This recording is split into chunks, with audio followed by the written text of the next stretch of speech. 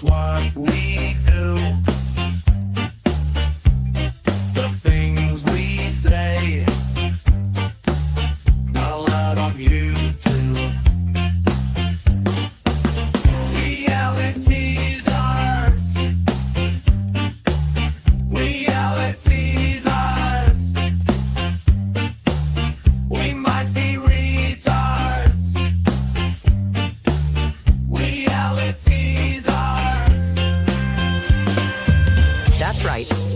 It's time for another episode of Reality Czars with your hosts, Nate and Thomas the Paranoid Motherfucking American.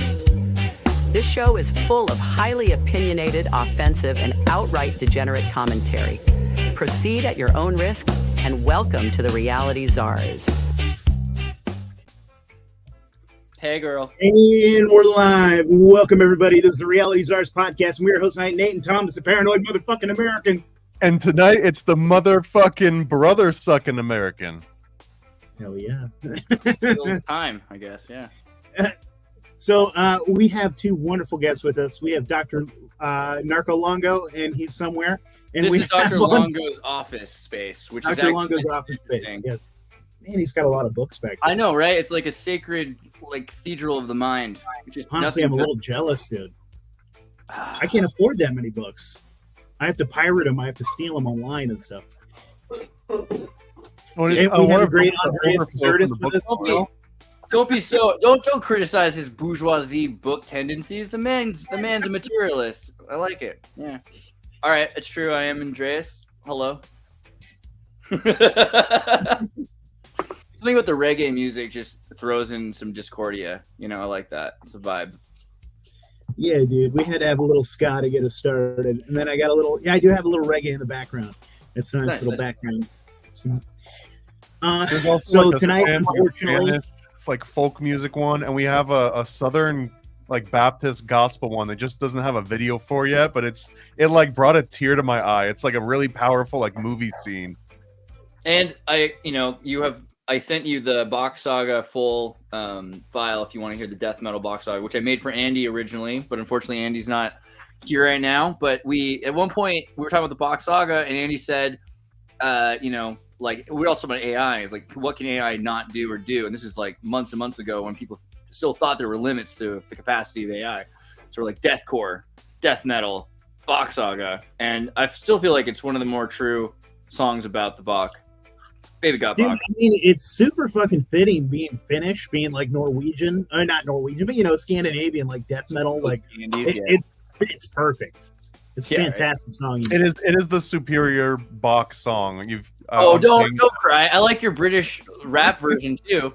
I like there's like 3 or 4 like good. There's room for more Bock. Mine was a very specific reason though. It just repeats the same thing over and over, and it was for a commercial that sold the BOK Saga wetback. Eeyore is self-sucking in his grave right now. At the thought of you guys defiling his wonderful saga with imagine defiling demonic AI filth. I don't know, man.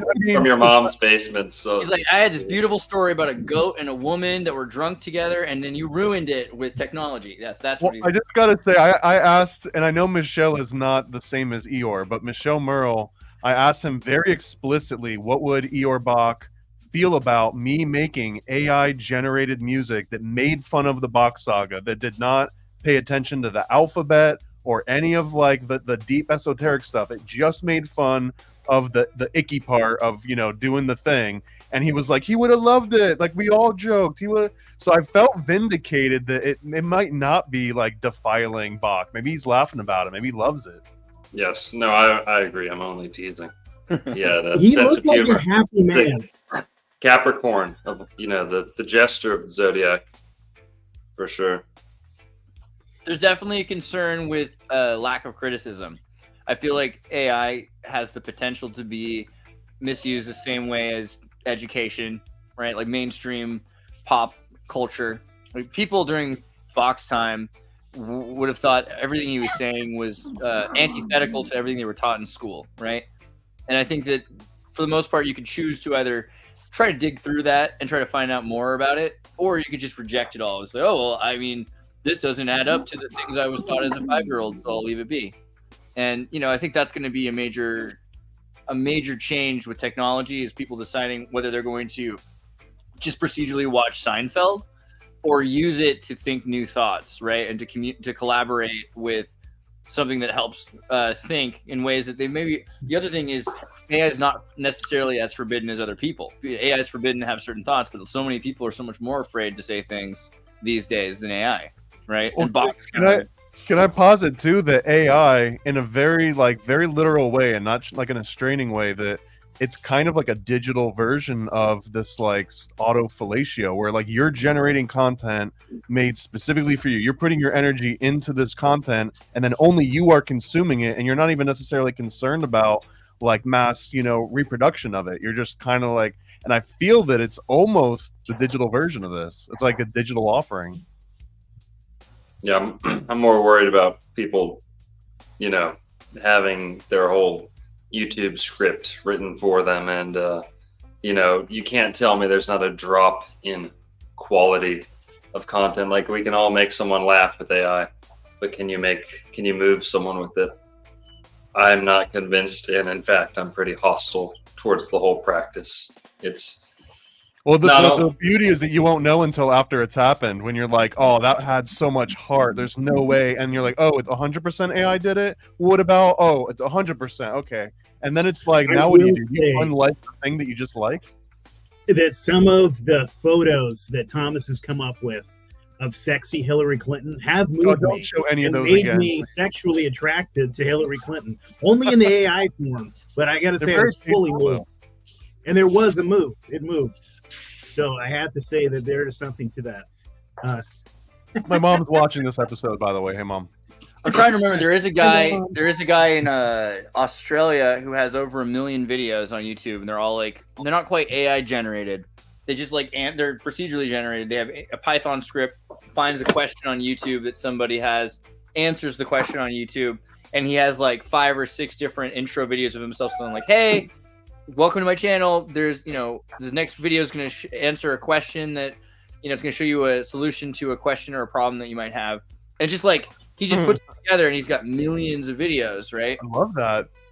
Yeah. So I don't know. I mean, the quality of that's definitely gone down because it's just nothing to it, but it's also got all the answers. It's like the channel is nothing but answers, right? So, I mean, and let's be real. I mean, how much of this is just Pakistani kids in a warehouse? Like, every time I've seen AI artwork, the faces are still fucked up. The fingers are still fucked up. It's like someone with syndrome is trying to create art. Hands and faces are okay now. Impaired. The thing is, like, things like hands and faces, like, every time there's something wrong with AI, tomorrow it's fixed and it's getting better and better every day. What you're seeing is the worst it'll ever be.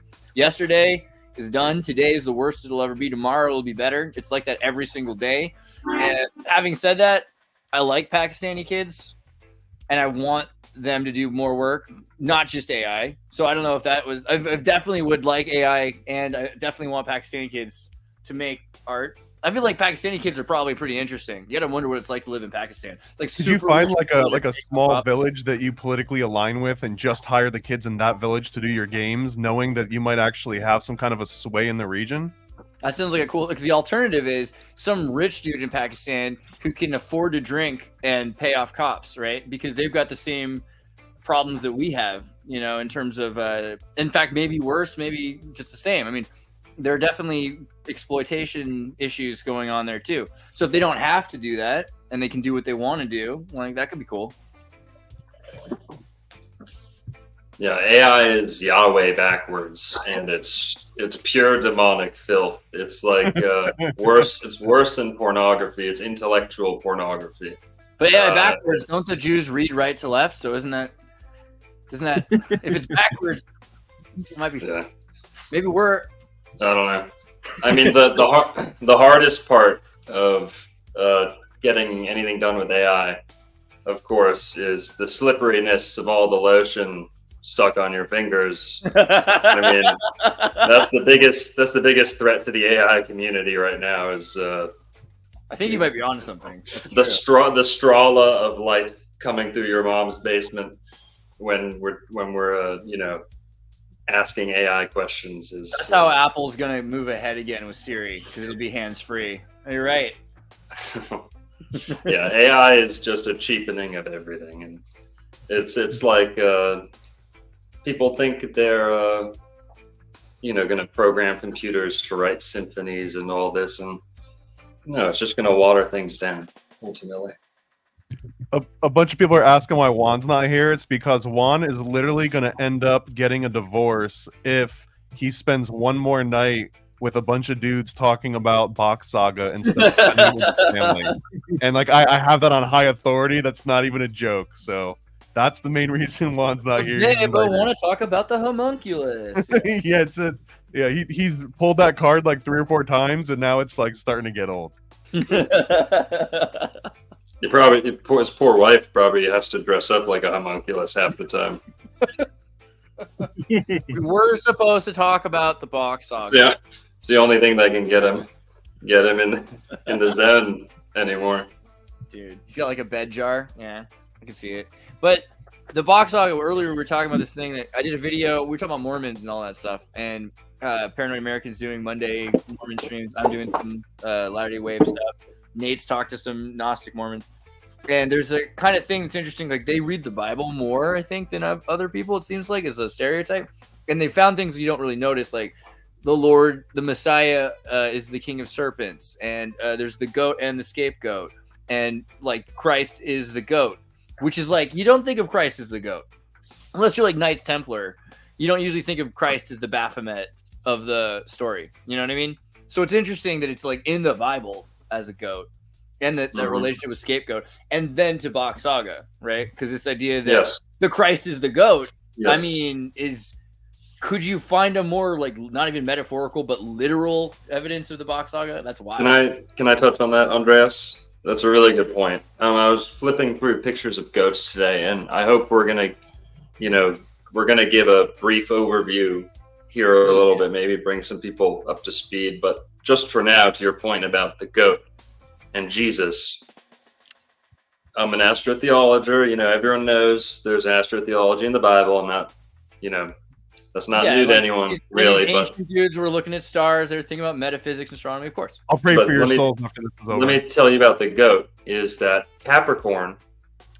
Jesus. Now, this isn't in the Bible, but Jesus was a Capricorn, according to solar, folk mythology throughout time. Now, the point about him being Alpha and Omega, Ram and the fish, Aries and Pisces. Well, in the sign of Capricorn, we find the half goat, half fish. Wow. And many would argue that the goat is no more than a ram suited for a different, climate.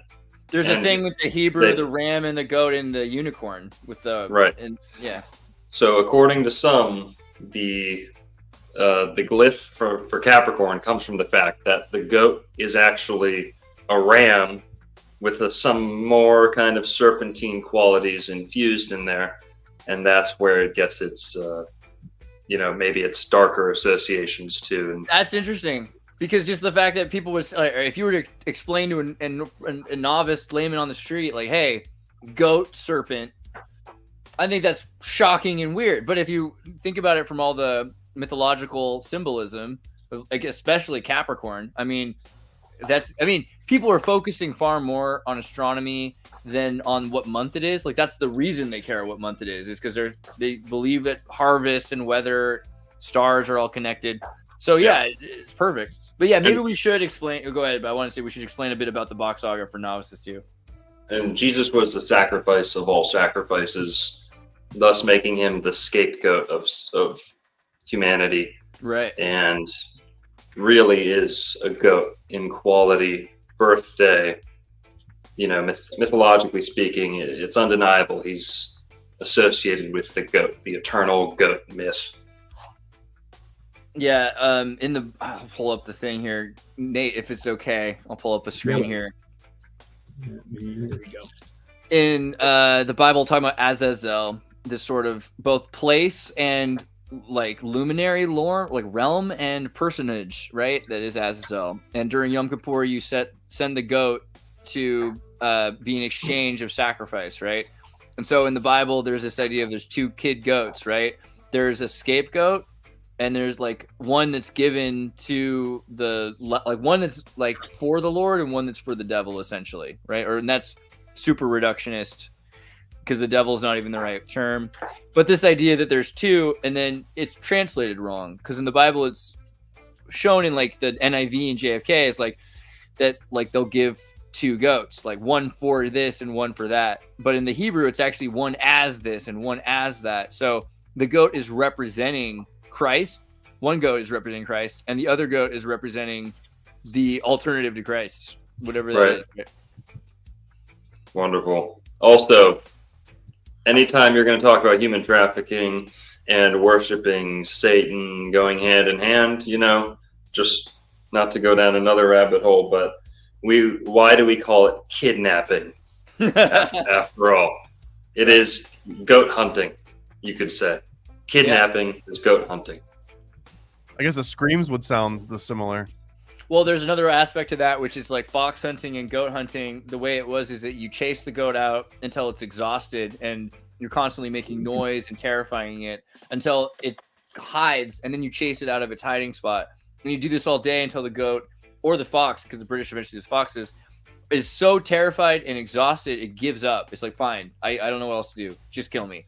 And it's just so frazzle drips that it's so filled with adrenaline, right? Like that's the whole point of that kill. Not slow burn. Yeah.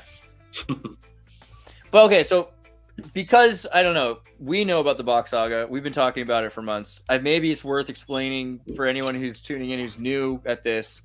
We got some folks in the comment asking. Yeah. They're like, wait, I want to just suggest, like, I guess out of the four of us, I don't know who the expert is. I would almost lean towards Longo as being like kind of the BOK Saga expert, and I would like to maybe just follow up and fill in the gaps. Samesies. That's an honor. You know, that's high praise, man. Appreciate it. But you know, there's definitely some people who wouldn't like me to be, you know, the authority. Well, I'm a Christian. I'm a flat earther. You know, all this stuff. But I'll try and do it justice. Right. The BOK Saga is how I've summed it up before. Is a Finnish perspective on Atlantis, and Atlantis is really the big myth that every occultist kind of tries to toss their hat in to the bucket for, right? And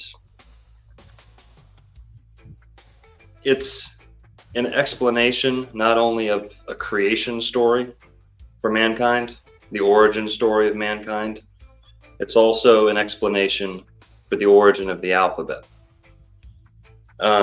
It's an explanation for the movement of people around the ancient times that you see blonde, blue hair. You see notions of Aryanism or, you know, Hyperborean tales, these mythical lands from the north people came from. There's a thread that runs throughout most ancient mythologies and of these people from elsewhere, often with beards. The BOK Saga explains why the beards are so important. Why is the word God? We can all argue about who God is, but does anyone argue about why we use the word God, meaning goat, to apply to any such candidate for God? Well, this all goes back to the BOK Saga. Why the goat is so demonized in today's society, especially, you know, superstitions, negative superstitions with the goat. So the BOK Saga, basically, you know, you have to mention Eeyore Bock is the man behind the BOK Saga. And according to Eeyore Bock, who, you know, we have to acknowledge was really the only expert living witness, you know, gave a testament of the BOK Saga. Eeyore Bock was a Finnish mystic and a tour guide who claimed to have the original story of mankind. Not only that, he claimed to have this authority and access to such a tale because he belonged to the highest, most ranking, most royal family on the planet. Now, you might not have heard of their family, but all the royals in the adjacent countries recognize this to be true. Now, that's not just according to him, that's people that he grew up with. He had access to the King of Sweden at any time he wished, if I'm not mistaken, and other things that validate his claims like that. He was selected to be the tour guide of perhaps Finland's greatest, military fortress that they kind of bring tourists in to come see. So he wasn't just some crackhead on the street claiming stuff, as he's sometimes portrayed to be. Ior Bock was a yogi, you could call him too. He made pilgrimages back and forth between India, and he started to spread this story that he says was instructed to him since birth ultimately, but his rigorous daily exercise began around 7 years old when he started engaging in a strict yoga regimen, we'll call it for now. And he began receiving an oral tradition. So what this ultimately is an oral tradition from Finland, from Swedish-speaking Finns who claimed to speak what they call a root language. And so this whole story goes back to how humanity was created, how humanity began to speak that root language, how that root language was spread around the world. And I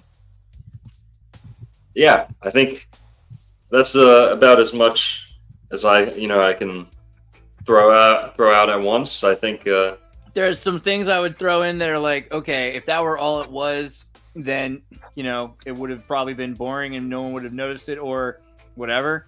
The fact that what he did was connected to so many shocking things, like there's all these evidences in other cultures and other sects, Gnostic traditions, secret societies that had Mithra cults that have been doing the same thing as him, and no one understood the reason.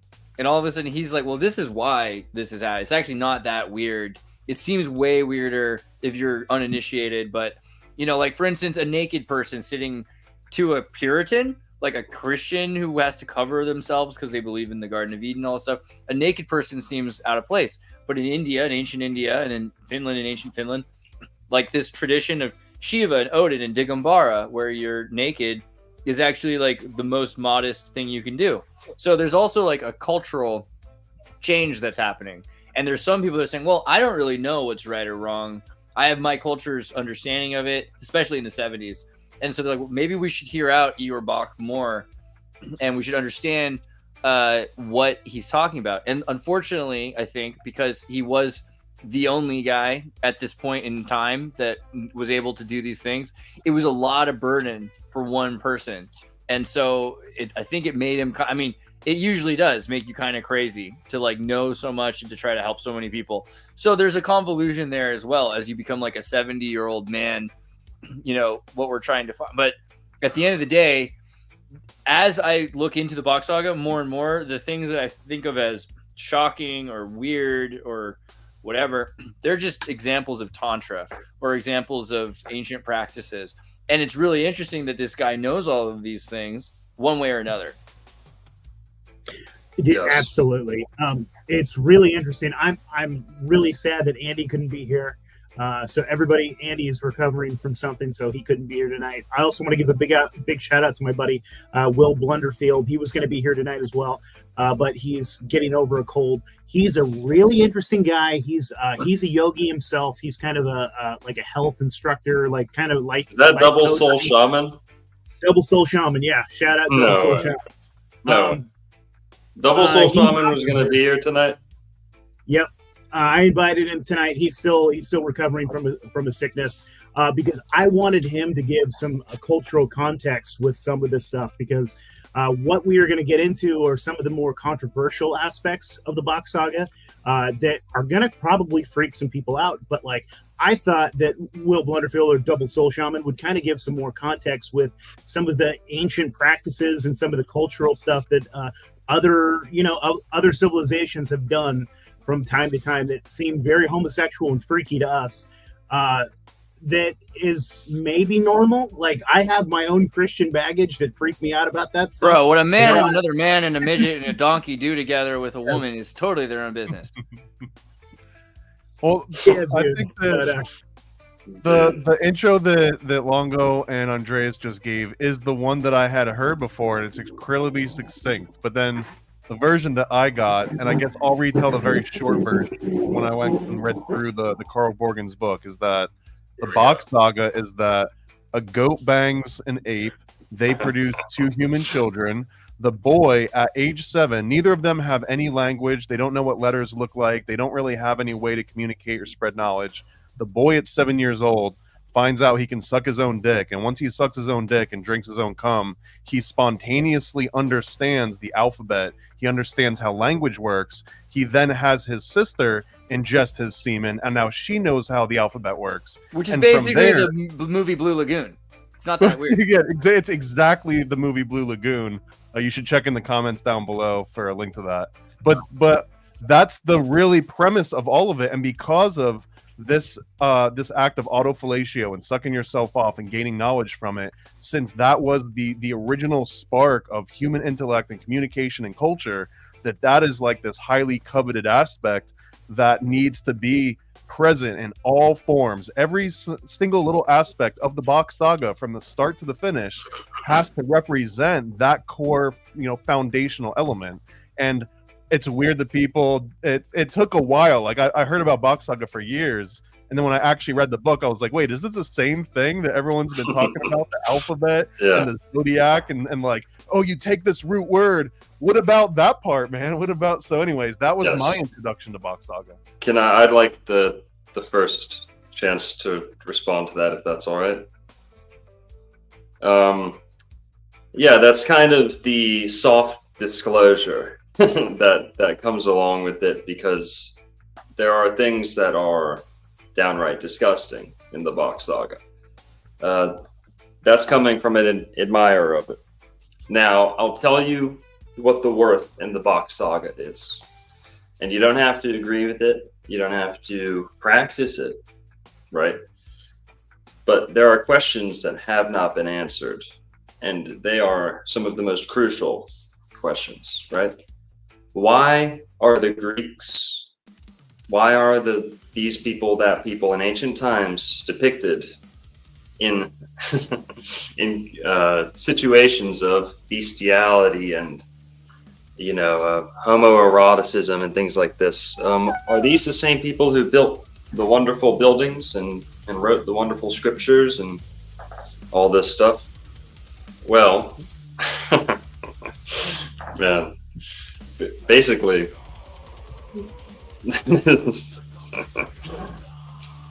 so you've got all this gay shit on the walls in the ancient temples and stuff, and it's jarring to people today. And by the way, can we just remind Christians that Lot's daughters got him drunk and raped him, or the Ham, or I could go on if you want, like, horrible things in the Bible. There's a whole thing about what happens if you spill your seed in the Bible. God kills you if you spill your seed. Yes.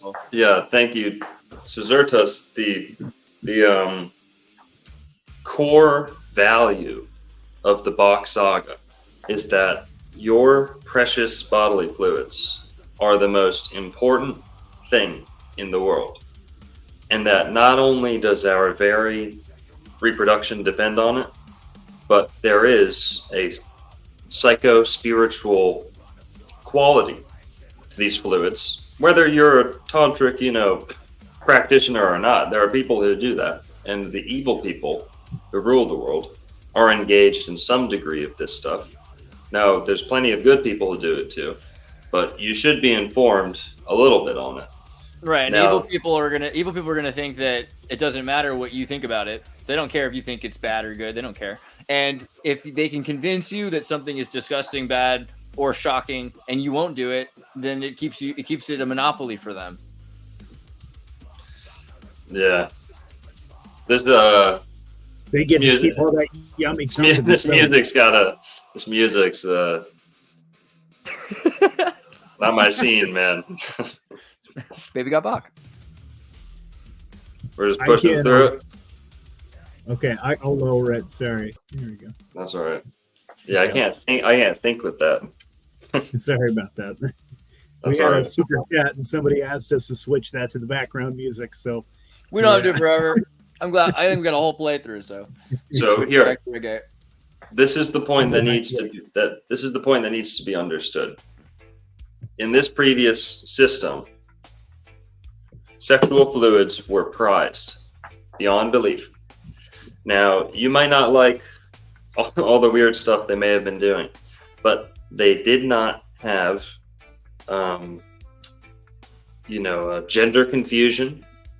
They did not have these scandalous crimes, throughout the world.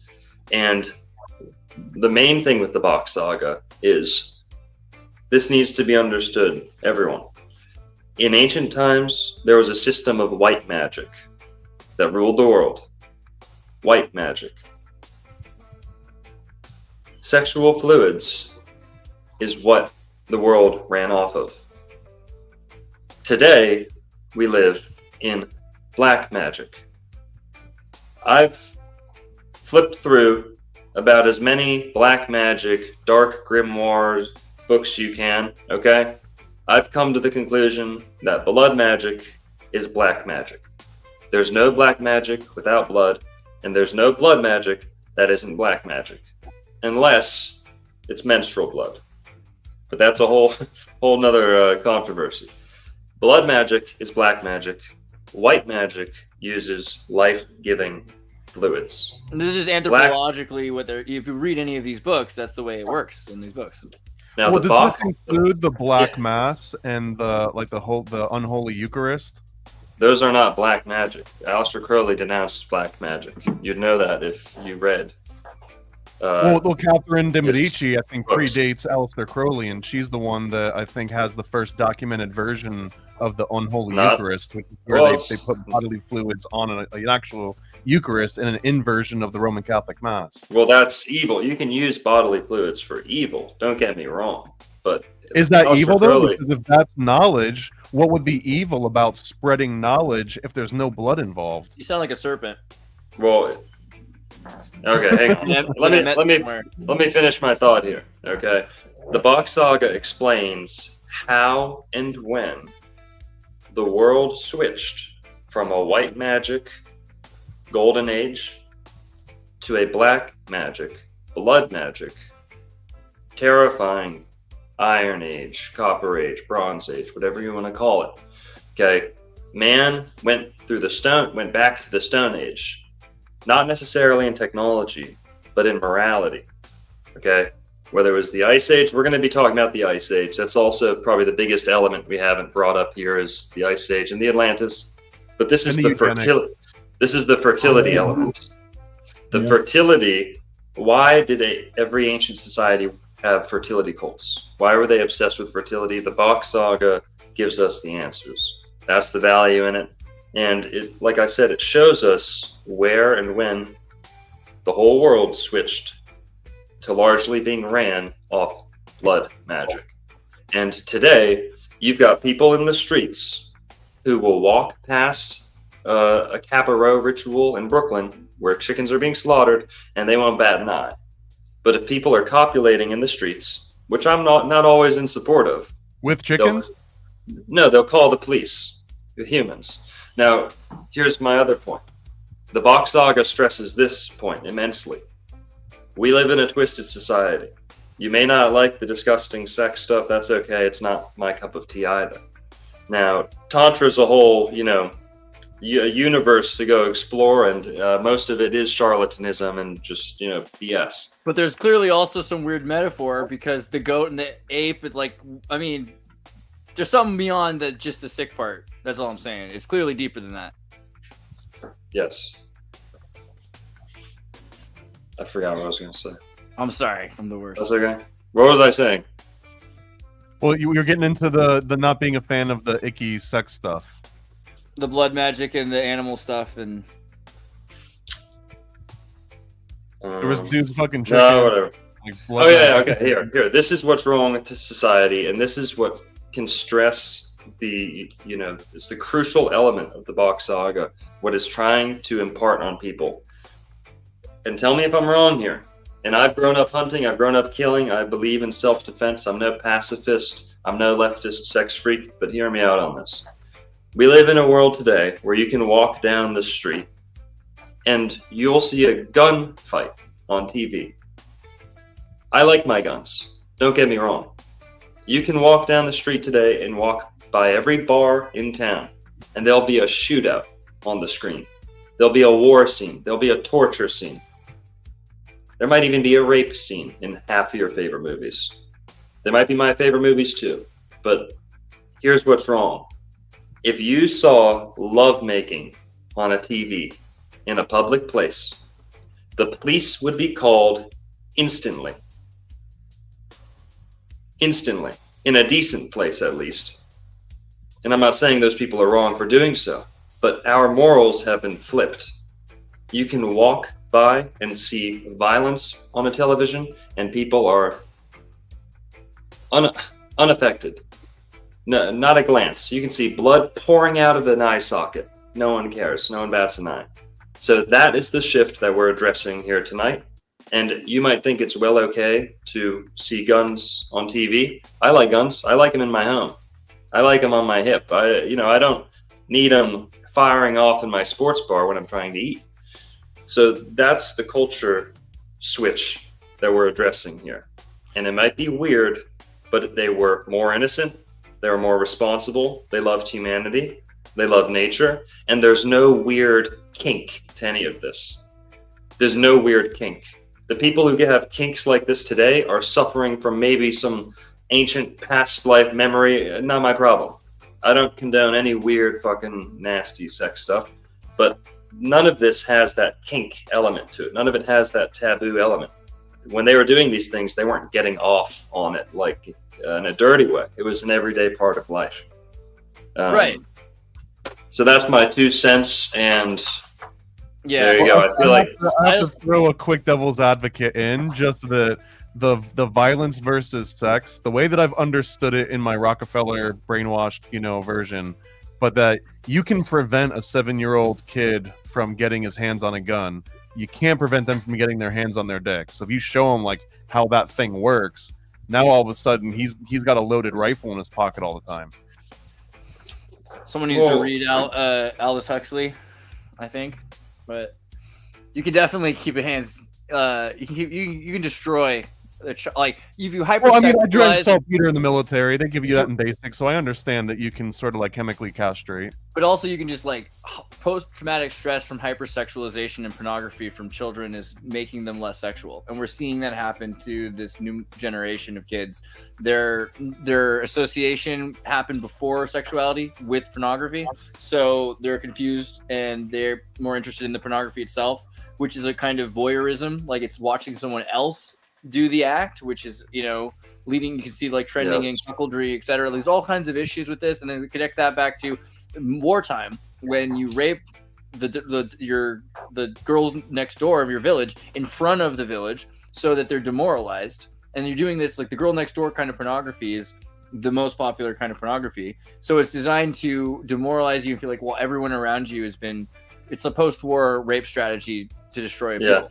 Do you think that the goat and the ape had any sort of sexual desire between the two of them? Well, that was the thing I wanted. No, That's why I wanted to really quickly say though. I think that we have to remember, like when people talk about the goat and the ape. I mean, again, we're talking about the goat might be Christ, and the apes Right, might okay, be so the whatever primordial the man. things You've heard the are, same story before in the Epic of Gilgamesh, right? This is the story of Yeah. Gilgamesh, right? It's not that weird. So right, but every other culture that I'm aware of and every other religion acknowledges sexual desire between people. And in BOK Saga, one of the things that makes no sense to me is that it's essentially one bloodline that gets to actually copulate at the end of all this, and the entire No. village essentially facilitates this, but that there's no concept of horny teenagers in the BOK Saga. For millions of years, there was no such thing I mean, as there like, was. making eyes and go ahead. Listen, there was a degree of restraint, but I've also definitely heard instances where the average Joe, who was not ranking, they still had tour friends. Every person on planet Earth had a tour friend. But didn't even one person was like, I'd rather try that flavor Or over there. X. Like I'm kind of sick of just having hot dogs. No. See, now that's no. See, now that's morality. That's like Really? Well, wouldn't you just say like, hey, That's- I'd like to try an innie instead of an Audi? For no. one? They were not polyamorous like that. Not love in that true sense. Like they weren't. I can't speak as if I were there, but according, if I'm being true to kind of the tradition, what I've heard is, they were disciplined. And without the this was a hypersexual, system. See, I don't believe that though. They weren't I- hypersexualized. without all the systems of hypersexual repression that we've built in to make consumers want to buy sexual products, it won't exist, right? We have to imagine a world without all of this. Like, But I can't imagine that because whatever caused that goat and that monkey, even if it was Christ and something else, whatever How about caused that this? desire. There's- Just imagine yeah, if there's- you go to India and then you can be naked in public because it's modest, right? Like, Yeah, it's there's- Right. how Well, opposite. okay, Yes. let's remove the sex part of it though. Whatever the desire was for two things to come together and make a new thing, like that desire has to happen, even in ugly people. There's even in desire. ugly people. Well, see, I think you're arguing against something that none of us, put forth, is that desire still existed. I'm just saying, what? Are you contending that one of us said they didn't have any desire at all? Well, I'm just saying that one of them might have been like, "Hey, I'm sick of vanilla. I'd like to try chocolate over there." At one point in their life, just one person. After Well, what, here, yes. No. million years? Yes. You got to remember, if this is an original system and an original family, you've got to think about crime statistics a little bit. Like, what do homogenous societies, what do we know about homogenous societies? They They have a lot- typically kill each Yeah. other over adultery and eye for an eye murder, and that's Yeah. usually how they operate. They have a lot less crime in general. Well, and Because there's of those two rules, though, those usually become very prevalent in There's- long-term there's- peaceful homogenous societies. you're thinking of homogenous as in, like Sweden when everyone was white. I'm not saying one partner. I'm No, saying I exactly homogeneous. what you're saying. Like pygmy culture. There was a few that had been rumored to live in absolute peace for over 1,200 years until Western culture started seeping in. But the only things that kept them in line was that eye Okay, for I'm an not- eye murder and adultery. So that, like, Okay. even in that, like the desire between sexual partners was like a core in keeping the peace. Also, like Thomas, you have to think about the whole. We didn't even get into the ice thing yet, but Iceland, Helsinki, the whole idea that they're more isolated than that. So they're not really. There is a time when it makes more sense for them to be homogenous. And But what about every other animal on the planet that has a physiological sexual response to the opposite sex? Are you just? Yeah, but what are you arguing? With all due respect, you're I'm arguing contending that, something that none of us put forward, and it's not so really. let me in state question. it and let me know if They had desire. They were just disciplined. It was like having a wife for. There are 50 mules- million years. there are Only mules, there are one walkers. family is allowed to reproduce, and everyone else in the village does That's not, not have. true. I already told you that's not true. They have, these people. You've got your You don't need homie to to fixate on jerk it. you off, but I'm saying that No, maybe they had not ex. everyone wants They the had homie to jerk ex them off. friends too. They had a hetero friend, a partner, and every 1 year they would switch a hetero partner. Some of them. Now I'm not in support of that in today's society, but if you're fixating on them having multiple partners, some of them did, and it wasn't just the one family. Go back and read the book. I'd love to move on, but that's not. I guess I don't know if I'm presenting it right here, but when it's Michael like, Rockefeller disappeared in South Papua New Guinea. No, Thomas, Thomas, what's your the Thomas? desire for a man and no, a woman Thomas, to make Thomas. a child didn't No, what's your- exist for 50 million I- years outside I of think- one family line. I think what you're confusing is that only the royal family had the harems. Okay, like yes, the royalty had multiple partners, but the average people, they weren't restricted to one partner their whole life. In fact, the BOK Saga, which I don't share this view. The BOK Saga puts forth that it's wrong for one woman to be with someone their whole life. Now, I think times have changed, and I would never support, female polygyny. But No, wasn't it only the polygyny's highest okay. of the caste that were allowed to actually have children, and everyone in the lower castes were not allowed to? Yes, they were not allowed to create That's children. the part I have yes. a problem No, with. you I don't don't see- believe that you can prevent ugly poor people Okay, from no. dying. Okay, but hang on.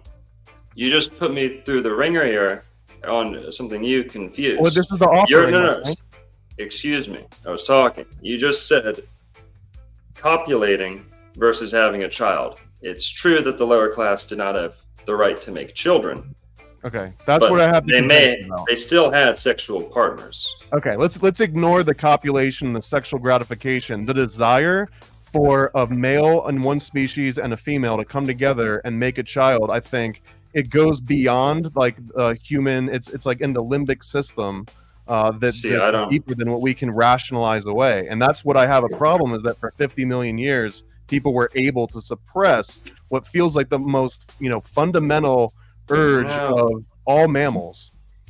Listen, I don't know what you're contesting here. I don't know how else I can explain it. I don't care about the sexual desire. Reproduction in the world. But he's two saying, animals. What's the what's the issue that we can't move Thomas, past here? What's the issue that we can't move past here? Thomas, you're What's saying the answer? Thomas is Are saying you asking? Thomas is saying that he thinks that people still would, or that mammals would have still had the biological imperative to breed, and Longo is agreeing. He's saying they did, they just didn't have harems, right? Listen, they bred. Certain people bred, and just like you read Plato, and only 2,000 years ago, people were thinking a very similar way.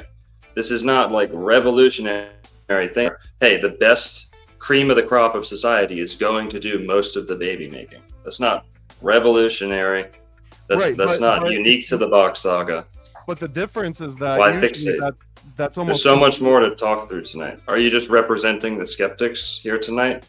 I feel like this is a point of contention that I'm willing to put my heels in. If we want to move on, that's fine. But this is like the one. Let's go. Every go. generation has priests. Every generation has males incels. Every generation has women that don't breed. It's very common. It's part of humanity. It's not everyone who breeds. Some people have 12 kids. Some people have 0 kids. Right, but we're not talking about 50 million years and entire societies. And here's the I guess the main point of contention is that all those other examples where it's been shown in other cultures, usually it's against the law. And either if you do that, you get in trouble for it, or they kill your baby, or it's like a eugenic system where they sterilize you and they actually enforce it that way. But the implication, as I understand it, is that BOK Saga is this weird utopian society where no one even had the desire to step outside the bounds. That people in the lower caste. No, listen, you're actually maybe you should go read it a little better, or listen to the original espousers of it a little closer.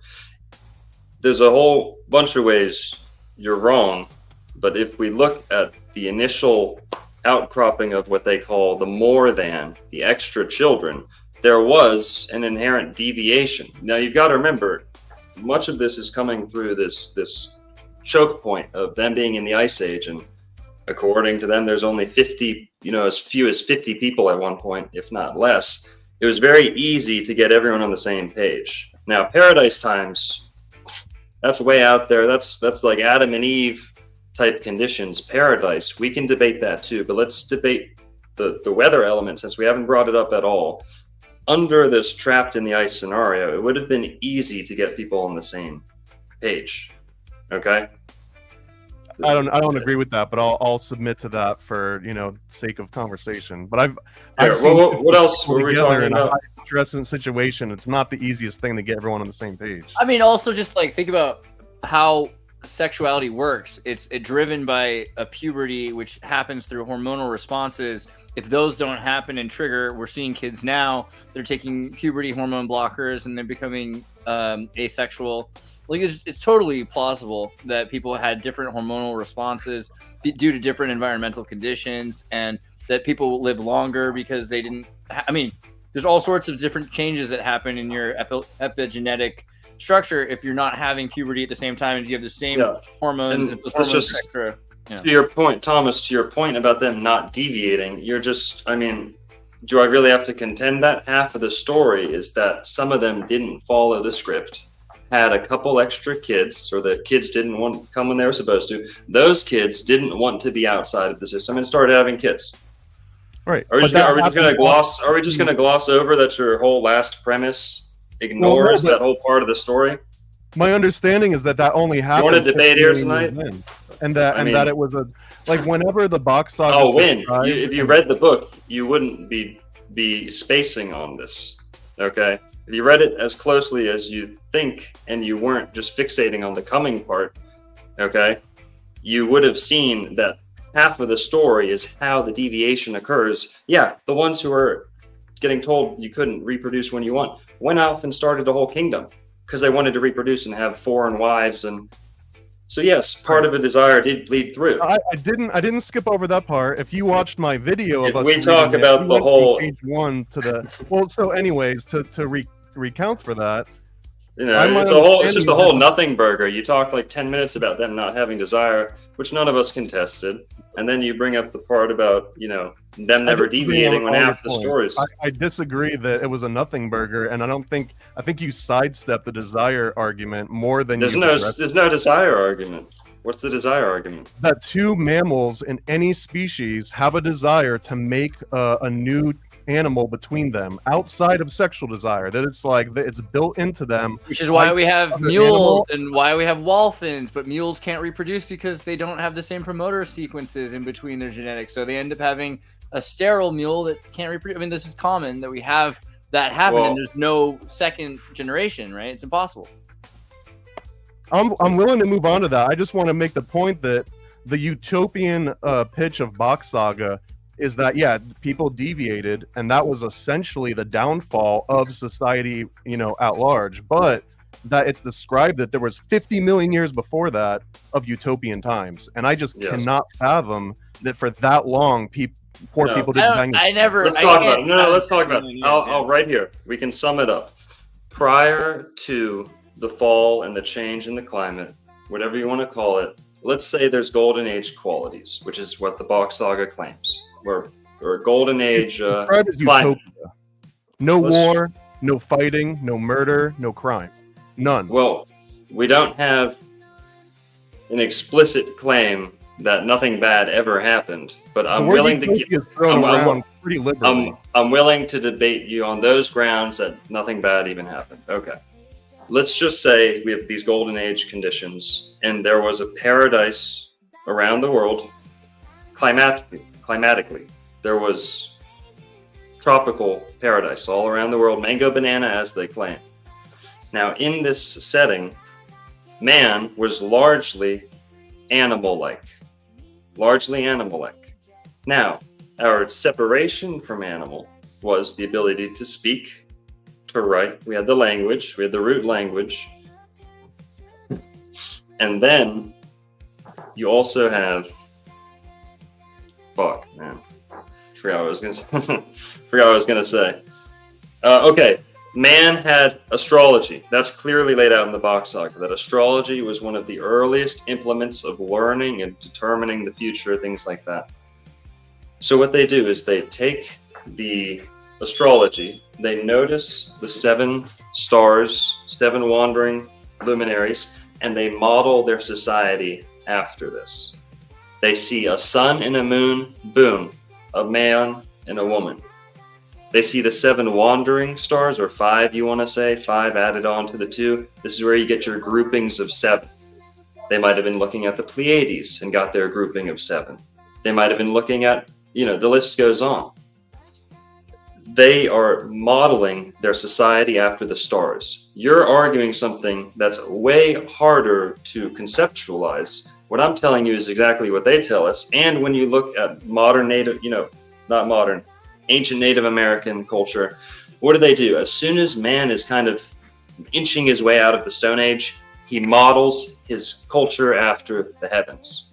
With architecture, with earthworks, this is what man does on impulse. Even if man were reverted back to a caveman, he would mirror the heavens. And in doing so, being endowed with logic and reason above the animals, it only seems logical and in accordance that he would soon arrange his family after the stars in the heavens. You'll notice this is why there's a detailed recurring grouping of 12 and 7. 12 and 7 in the BOK Saga.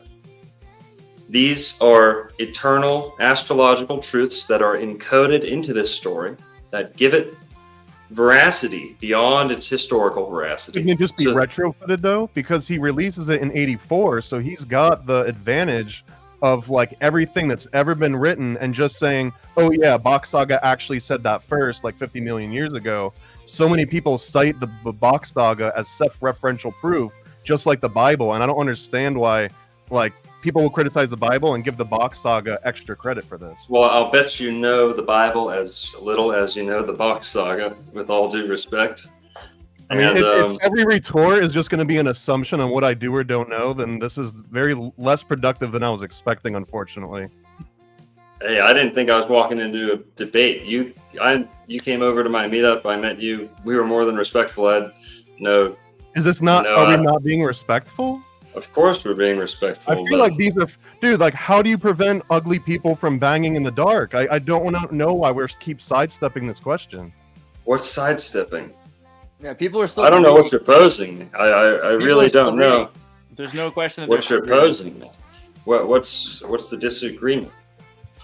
You're on this desire issue as if you posed me. And you said you didn't, and then you complain if I go back to the same topic. So like, field me a question. Do we resolve this or do we move on? Field me a question. Field me a question, and I'll answer it. Boom. Okay. Were the lower castes allowed to, or did they by choice ever copulate with each other and create children in a lower caste? Under the BOK Saga, you only had a baby when you had the right dream to do so. So these people weren't putting themselves forward to have a dream. They could have had sex. I would also wager that being astrologically endowed, okay, you can avoid pregnancy easy peasy. Maybe you've never heard of that, but using astrology, you can avoid pregnancy. This is actually some of modern man's, easiest to figure out astrology is, hey, when not to have sex with the moon. Watching your cycles, yeah. So this was intuitive. It would have been implemented in society right from the get-go. Dang, what if Saturn and the moon... They could have avoided pregnancy. So boom, that's one, knockout blow to the assumption that just because they're having sex, I disagree, man. They're preventing kids. I agree with Longo because as my mom's OBGYN, like cycles are very important. And so if cycles were different because of Saturn, then that would immediately change everything about the way and if they had unwanted children, they simply gave them a less desirable role in society. And those people would also be kept from reproducing. Now, this is also off my limited authority on the BOK Saga. I'm not an authority on the BOK Saga. I will defend it to naysayers, Freemasons, barbecue addicts and the like. But there's plenty of evidence that even in the last few centuries, or millennia, like this is what's happened in many cultures. People that are oppressed and not allowed to breed. It's not just the priesthoods, but the priesthood's a great example. The Catholic Church will go in and turn an entire community into celibates on purpose so that they can displace them, right? So this is not just 50 million years ago. This is like recent. It's happening all the time. It's not Thomas, you asked what did they do with the children, right? Did I answer that? Not really. No, not really. You No, did. you just didn't like the answer. I gave you a flat, straight, direct No, you answer. didn't, my friend. You Because said what you're responding from this weird place of like a utopian society where everyone follows these rules. What if you're dumb and you don't understand the astrology? What if you make a mistake and you're like, shit, I thought today was the full moon, but now it's yesterday, so now we've got this kid to worry about. It feels like it's nonsense. It's silly, childish nonsense to believe about utopian anything.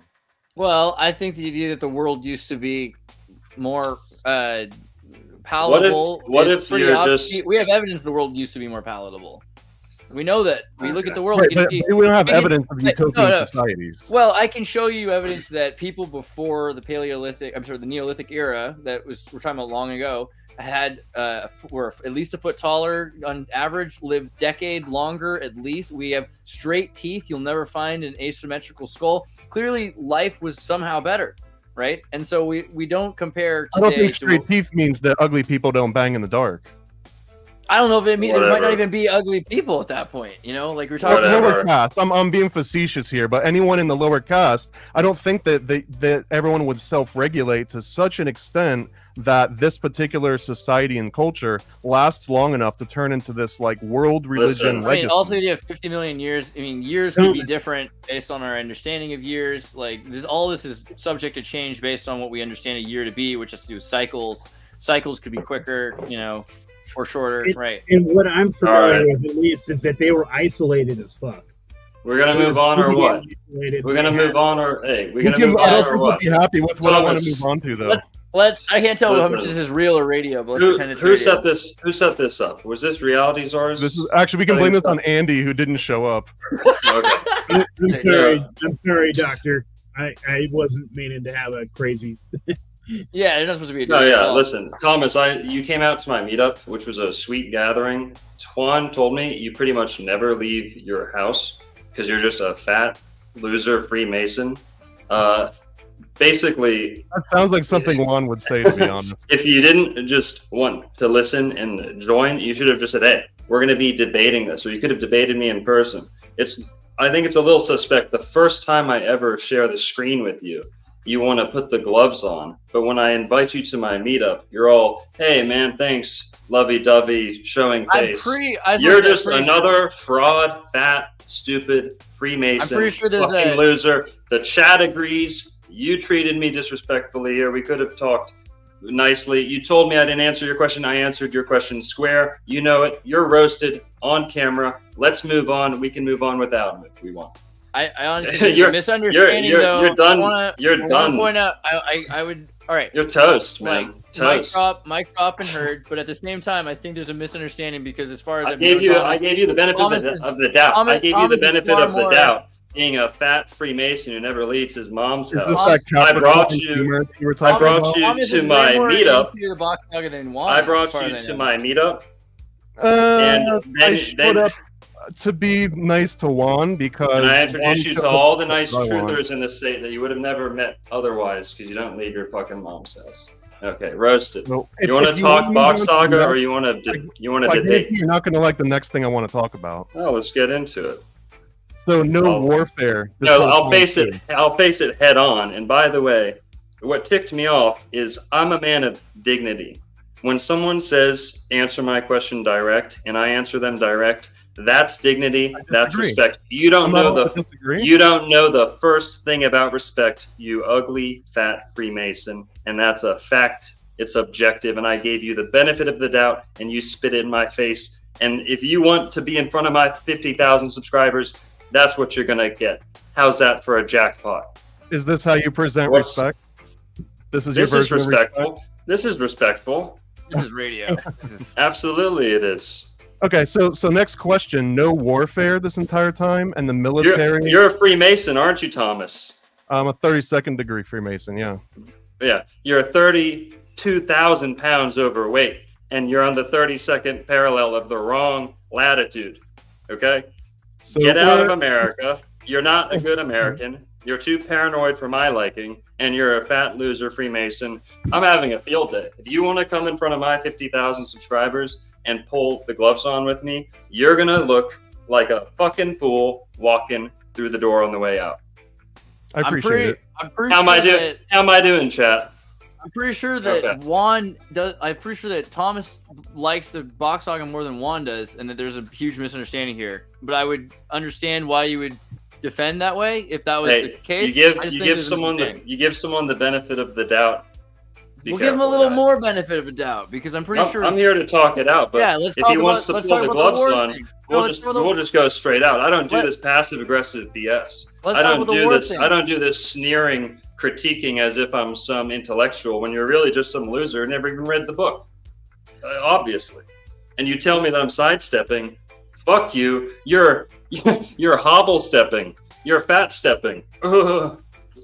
I feel like you can't really read a book and claim any sort of authority. You've got to suck your dick for 20 years. Is that not like the core essence of BOK Saga? That if you don't understand it over the course of 20 years, what kind of authority do you think you are? You can be a Freemason for another 20 years, and you're not even going to get to suck the 33rd degree guy's dick because you're not making it anywhere up the ladder with that low of an IQ. That's why they haven't brought you into the gay I shit think yet. that's a misunderstanding of BOK Saga because technically the king is Okay, the one. am that I injects right or am I human wrong? You thumbs haven't to- made it high enough in Freemasonry to do the gay shit.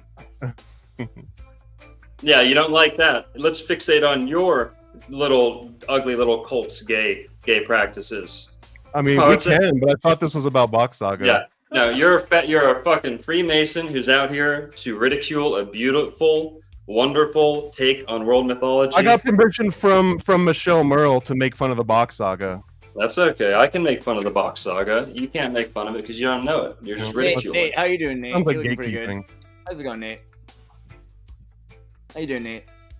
So can we talk Right. about how there was no warfare Yeah. in utopian times too, and that the military existed, but that weapons did not exist, and that there was no like enforcement or capital punishment of any kind?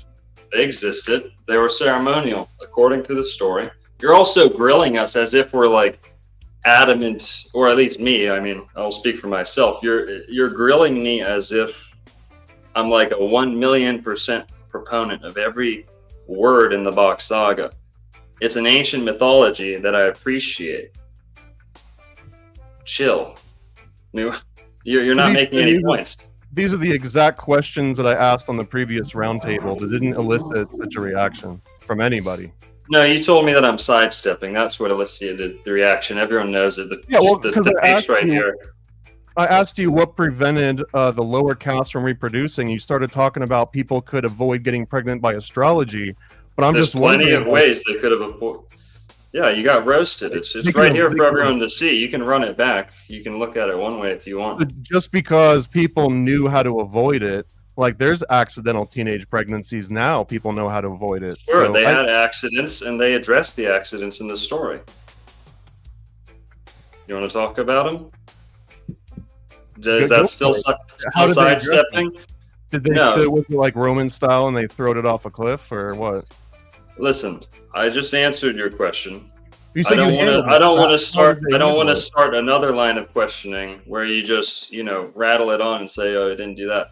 Nate or Andreas, feel free to pitch in here and I'm kind of curious give us about some I'll let direction you- to the show. I'm kinda- As I'm- as I'm- far as I'm there's concerned, there's a sick part of me. 'cause, like my boss. this guy's a used to- smoking brisket over here. My I mean, boss used to be Bert DeBrow, who made the Jerry Springer show. So there's a sick part of me that's like, oh, this is good radio. I gotta just let it happen. But part of me also wants to ask like legit questions. For instance, we're talking like I can see both sides of this thing, especially because I don't think Thomas is nearly as skeptical as he's presenting right now. He's like the guy who's the most endorsed the idea to me that I know. But regardless, the bells and the idea of technology that was ceremonial is very important because the idea that you could use sound healing for destruction if it turned evil is, I mean, this is, again, there's just too many examples where the BOK Saga works really well. I'll grab mine too, Thomas. Don't you worry. There'll be some solidarity, girlfriend. But hear what I'm saying about the weapons and the ceremonial Yeah. uses. Is Yeah. that sound weapons or what do you think, Longo? What do you mean by the ceremonial? What do they have? I mean, what is? And again, your when I box- say, what does when I your say- box say? yeah, When, when he sees the weapons on the cave paintings, he says they were ceremonial. He says that the certain people with the certain roles carried certain weapons to show everyone what role they had. Right, and again, we're not saying like this is the way things are. We're just saying like according to what we understand have read from the BOK Saga, but in the BOK Saga and from Eeyore Bock's experiences or talking, he's talking about the history of the world, that they're using these things ceremoniously. Are we talking about swords, or are we talking about like Tartarian bells, or like where are we? What do you? No, what do you just visualize? swords. Yeah, you can't infuse too much Tartaria with the BOK Saga. That's just Okay, yeah. too many cooks in the kitchen. So you think there were it's swords and or like actual weapons, but they're not being used for violence, and like same way that they're off of wartime. We have you put your dad's rifle on the wall.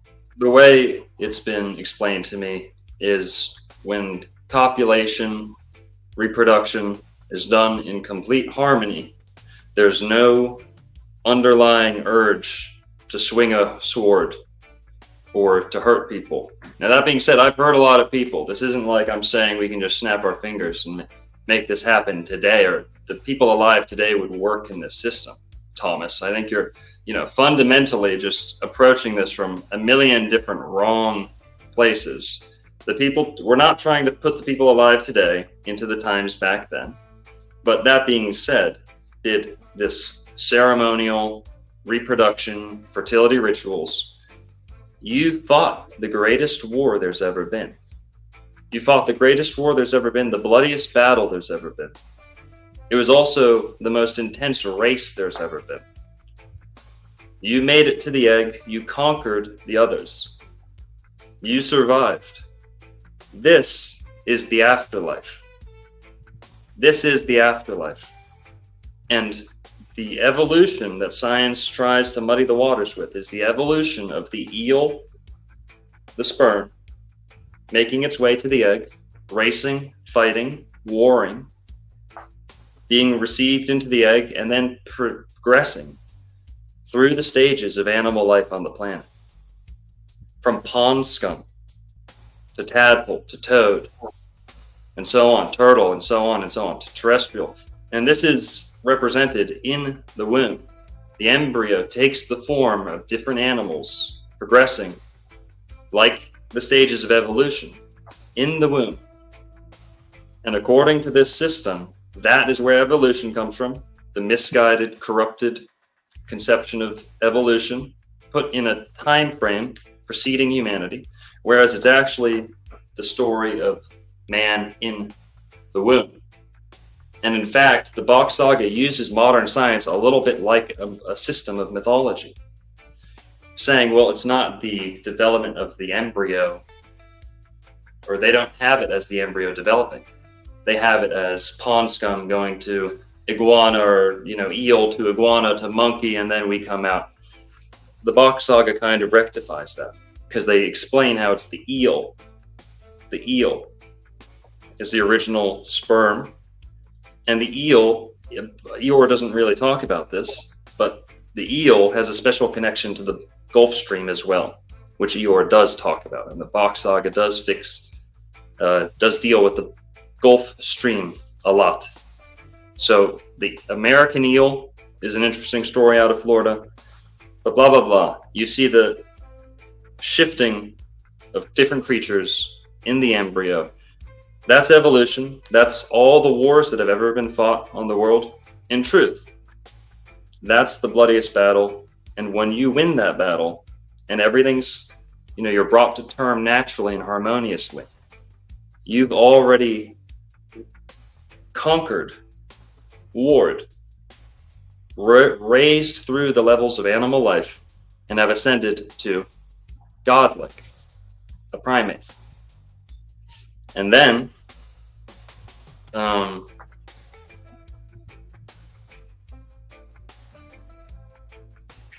I forget.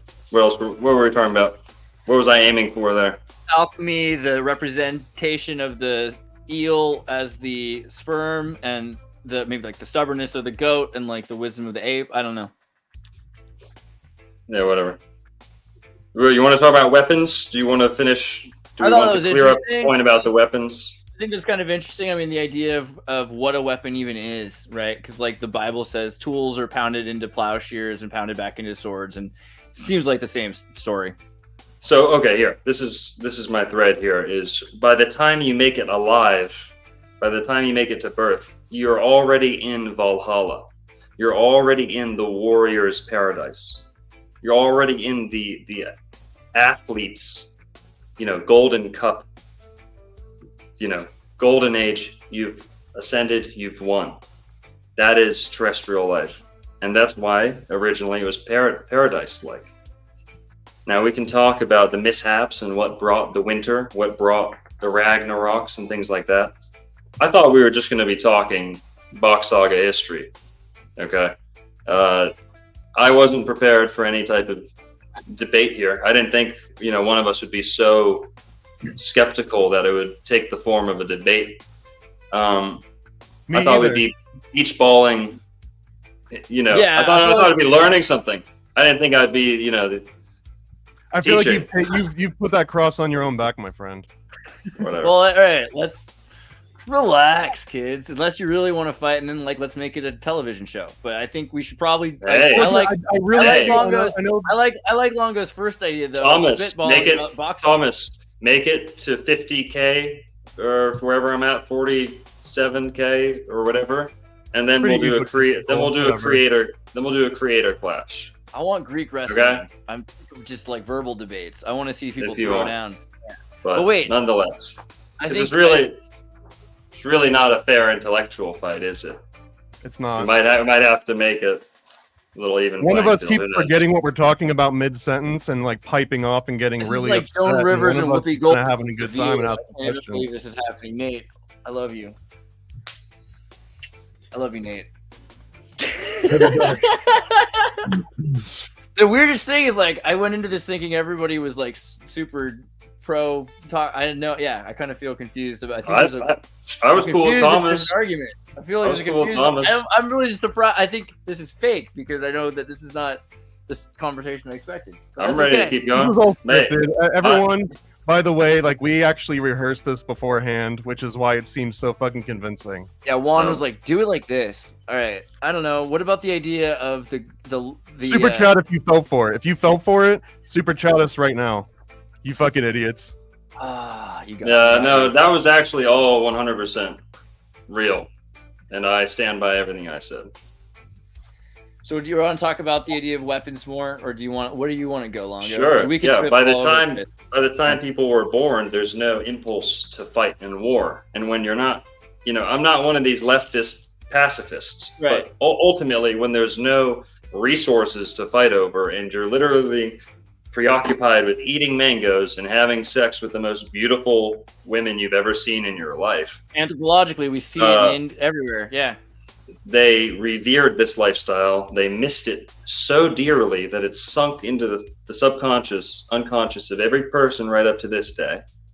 Some of people's greatest fantasies were daily occurrences back then, and that works both ways. There's things that would disgust people today that were daily occurrences back then too. But basically, the weapons were ceremonial. Have you ever held a weapon ceremonially? It's cool. You don't necessarily want to kill someone with it. And they understood the BOK Saga doesn't go into this, so I'm taking a little liberty here. But the difference between man and woman is that man is endowed with a weapon, with a club. The member, the penis would clearly inspire weaponry. Even if man had never seen weaponry, there's something to swing, something to hold on to, a handle, hey, if I want to swing this, what's handle like? Well, it's intuitive, right? Moving forward, you have women who are wounded. Women are wounded, meaning they have a wound, a wound, a gash that bleeds. So in ancient times, they actually thought and would depict women as being stabbed, and it would be pulled out, and this is a fresh wound that's renewed every month. And the BOK Saga, like I'm saying, I'm filling in some gaps here, but the weaponry was, I can perfectly think of a world where weaponry was not the norm and warring was not the norm. They felt as though they had already conquered. They understood they had been chosen. They understood, and by the way, they battled. it says that they, battled like camp counselor or summer camp style with the bags of, wheat tied onto the stick. They still warred. They still, had their sport. They still had ways of getting out that testosterone or getting out. So, satisfactory. Is there anything I'm sidestepping here? Do I need to wash my feet the whole time we're conducting You know what? this? To be fair, Longo, I've seen you dance, and when you sidestep, it's a mean trick. So I just want to point that out. But I don't know. I think that we could also talk a bit about the idea of what makes the human different, because there's this idea that humans have changed a lot. And so is it so? I mean, maybe, Thomas, you're being presentist. You're like, wow, I can't imagine how I would have lived in that time. I just don't believe it. I think it's a silly fantasy world where people don't fight. That's silly. Like, there's no bar fights, no people So getting we're into getting at the root of the problem here. Is it's just too silly for you, and we shouldn't really be entertaining this. We could realistically boot this guy and have a way better conversation. So let's. What I think is interesting is, though, in that one family, there wouldn't be the crazy amounts of wars. There wouldn't be the crazy amounts of battles, because I think about the royal family, like how the royal family was even like almost like 150 years ago, right? The royal family, like the wars between the monarchs were like staged, right? They were almost just like they would argue and they would just kind of go to war. The first time that was interrupted was Napoleon, right? That was the emperor that was not of the royal bloodline that actually made war serious, that made war real. So I think that is actually kind of a modern example of what war would be like if it was all in one family, because they would just kind of like, it was almost more of a sport. Like they would be like, here's my army.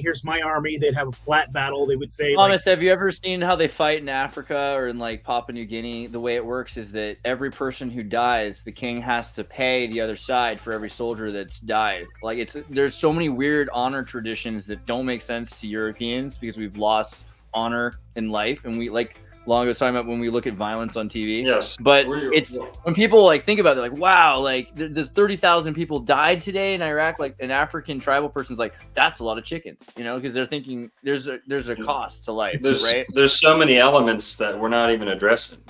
Thomas, you're not critiquing it. Saying something silly is not a critique. It's really just saying something seems absurd to you. I don't hear it. Yeah, it's not. I don't hear it as a critique, though, Longo. I hear it as him saying, "I statement. I don't feel like I understand this." So to me, it's Greek to me. That's I have a knee-jerk reaction to any sort of utopian blank, and I just think that humans are incapable of utopian societies, especially on the scale and timeline that BOK Saga purports to. Okay, let's talk about that. Let's talk about utopia. I'm not gonna lift any more of a finger to convince you that it's not silly.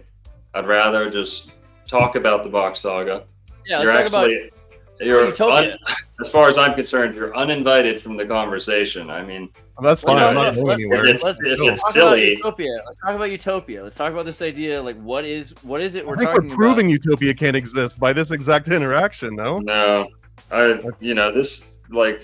Because I feel like I would be in BOK Saga times and you would be in BOK Saga times, and I'd be like, I'm not so many reasons. No, you're just really attacking it at face value. You could talk about how they didn't circumcise whatsoever back then. They never thought about sacrificing an animal.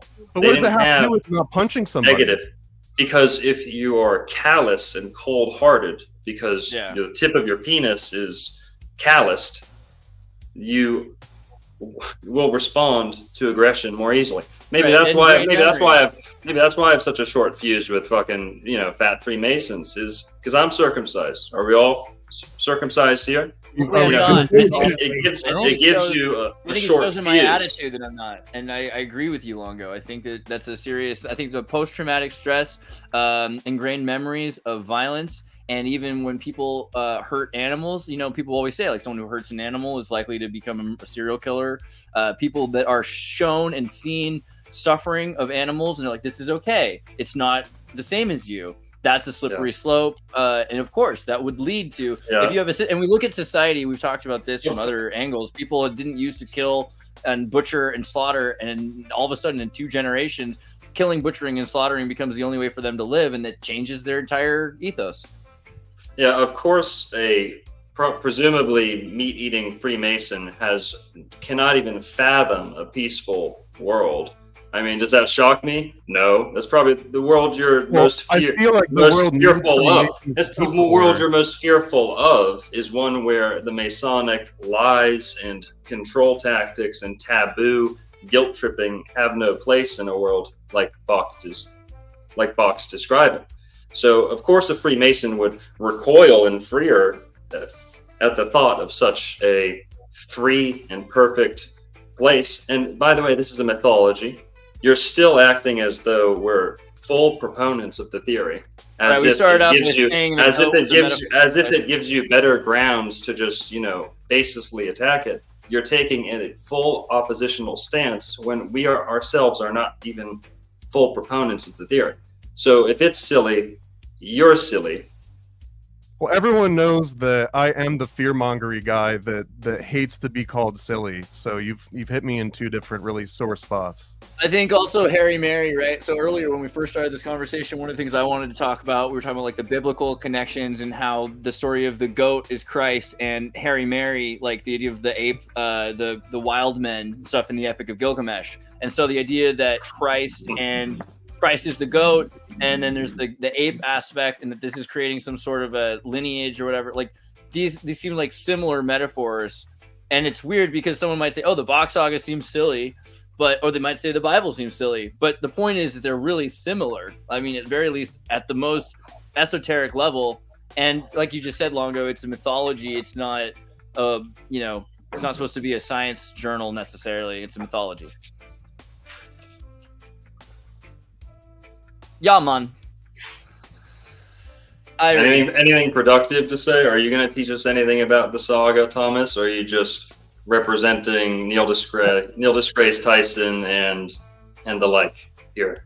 I'd like to maybe hyper focus on one particular aspect of like the no weaponry. So my understanding is that, and I'll stop. What does no weaponry mean? We've already established they had weapons. We've already established they had a different use. We haven't gone into the military ranks, which we can, but go on. We've gone on, and we can't go backwards now. We're done. No, I'm just glossing over what we have. So a very specific and practical example is the shield, and again, a lot of my information comes specifically from Carl Borgen's book and lots of videos that I've seen on the German BOK Saga channel. But my understanding is that the shield, it has a conveniently deceptive design, that it looks like it's got a leather strap that you might put your arm through, and that it's got this concave shape that would conveniently block like projectiles coming at you or someone trying to stab you. But all of that is just a coincidence, and really the strap on the back of a shield is to hold somebody's penis, and the concavity is to collect their semen so that the general can drink the semen. And that the coincidence that the shield that you would use in actual physical warfare just happens to be the same thing that you use to drink a bunch of semen.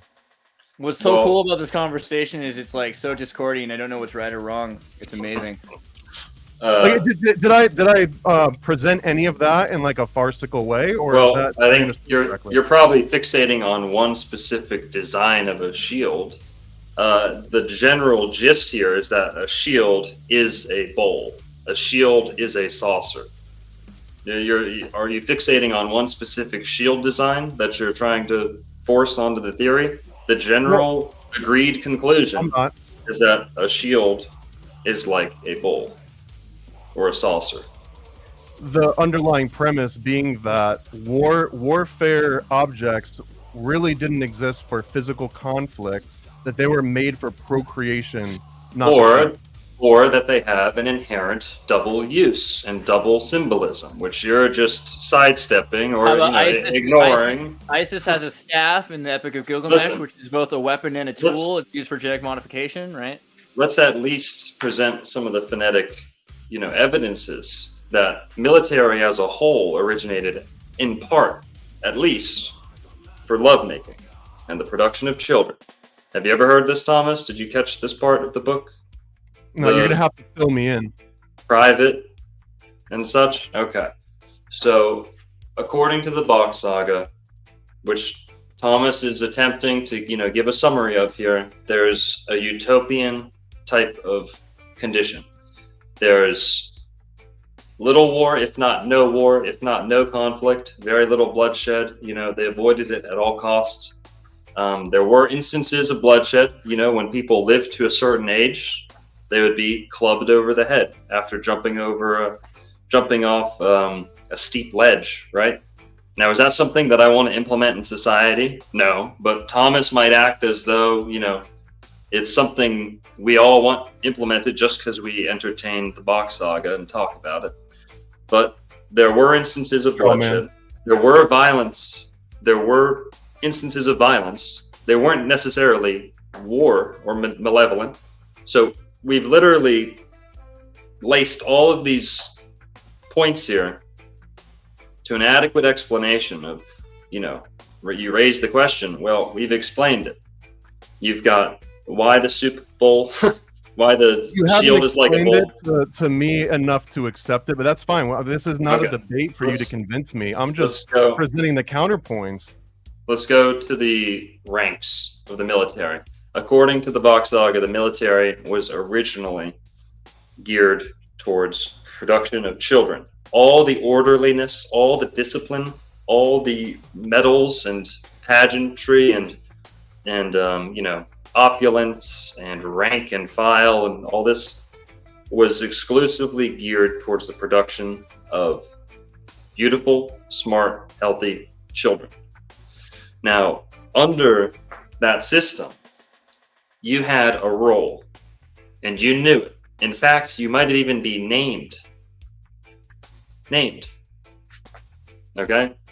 You might have even been named after your role. So you're bringing identity into the question. If you're named after your role, you might not even ever think, you can never even fathom deviating from your role, especially if decades and decades. So just to your point about people deviating or, having outside inklings, it happened and they address it. But in this well-oiled machine where, yes, everyone's roughly one family, paradise conditions, you've got people who are into what they're doing. They believe in it. They see the good in it. They feel the benefits. They see how everyone's healthy and good. They don't tolerate defects. They don't tolerate that. But to the ranks, this is how it all kind of got organized. And we see this today. What you've got is words like private. We're going to see this in the ranks. We're going to see this in the weaponry. We're going to see this in the tactics. And I'm going to fill in a lot of blanks here. The BOK Saga gives us maybe a handful, like 10 or so examples of weapons or ranks named after, sexual innuendo, kind of. Private. Reporting for duty. Your privates. The privates in the military. Infantry. The creation of infants, of children. Preoccupied with beauty and birth and love. There's a whole universe, whole different universe. Private, infantry, foot soldier. This one's not in the book. Okay, foot sole dyer. When you're born, the soles of your feet are dyed and taken onto a birth certificate. Your feet are dyed. The soles of your feet are dyed. So the foot sole dyer is the man dyeing the soles of the feet upon birth. It's a low, subordinate role. This is not a lovemaker. This is not, these are the low ranks. Private, infantry, foot sole dyer. Let's look at corporal. Corporal. Well, if you're a corporal, you might be a lance corporal. Just for those who don't know, corporal means flesh or of the flesh. Corporal desires, corporal punishment. Of the body, of the flesh, of the corpse, right? Corporal, lance corporal. Lance is a spear. This is a fancy way of saying meat spear. Lance corporal. Then you have other ranks such as lieutenant. Lieutenant. This person is tending to the loo, or is a tenant in the loo, in the bathroom. This is not living room activities. This is not auditorium activities. This is behind closed doors and maybe even a laboratory. A lieutenant. Staff sergeant. Sergeant is a little harder to dissect. It's spelt a little strange in English, but you have sir, you have gent, you have genealogy, sergeant. I've heard a lot of people break that down differently, but you can have it mean the same thing. Captain would be a man who's responsible for 10 underlings. Captain, that even, holds the same meaning. Seamen, seamen in the Navy. Ranks, you have admiral. Once we're hitting the high ranks here, you're going to see more power, more decision making. Admiral is a judge of beauty, is he not? An admiral, an admirer. Now, the vice admiral, what part of the body do you think he's inspecting? Might get put in a vice grip. The rear admiral, what part of the body do we think he's inspecting? The admirals. You can't deny this stuff, guys. When it's one after another, after another, after another, you can't just call coincidence. You can't just call it wishful thinking. When we go on to the other ranks, rear admiral, vice admiral, colonel, not to be disgusting, but colon. Why do you say colonel when it's colonal? Colonal, right? This still has to do with reproduction and fertility. Those are just the ranks. And if I'm not mistaken, the book only talks about the ranks. And I'm probably missing a ton. Let's go to the weaponry. Even firearms take on these meanings because the words for firearms were applied to other things well before firearms were invented. Pistol. And I'm going to switch between edged weaponry and ballistic weaponry here. Forgive me. Pistol. Rapier. Rapier. Okay. I've got a list here. Let me get on the list, actually.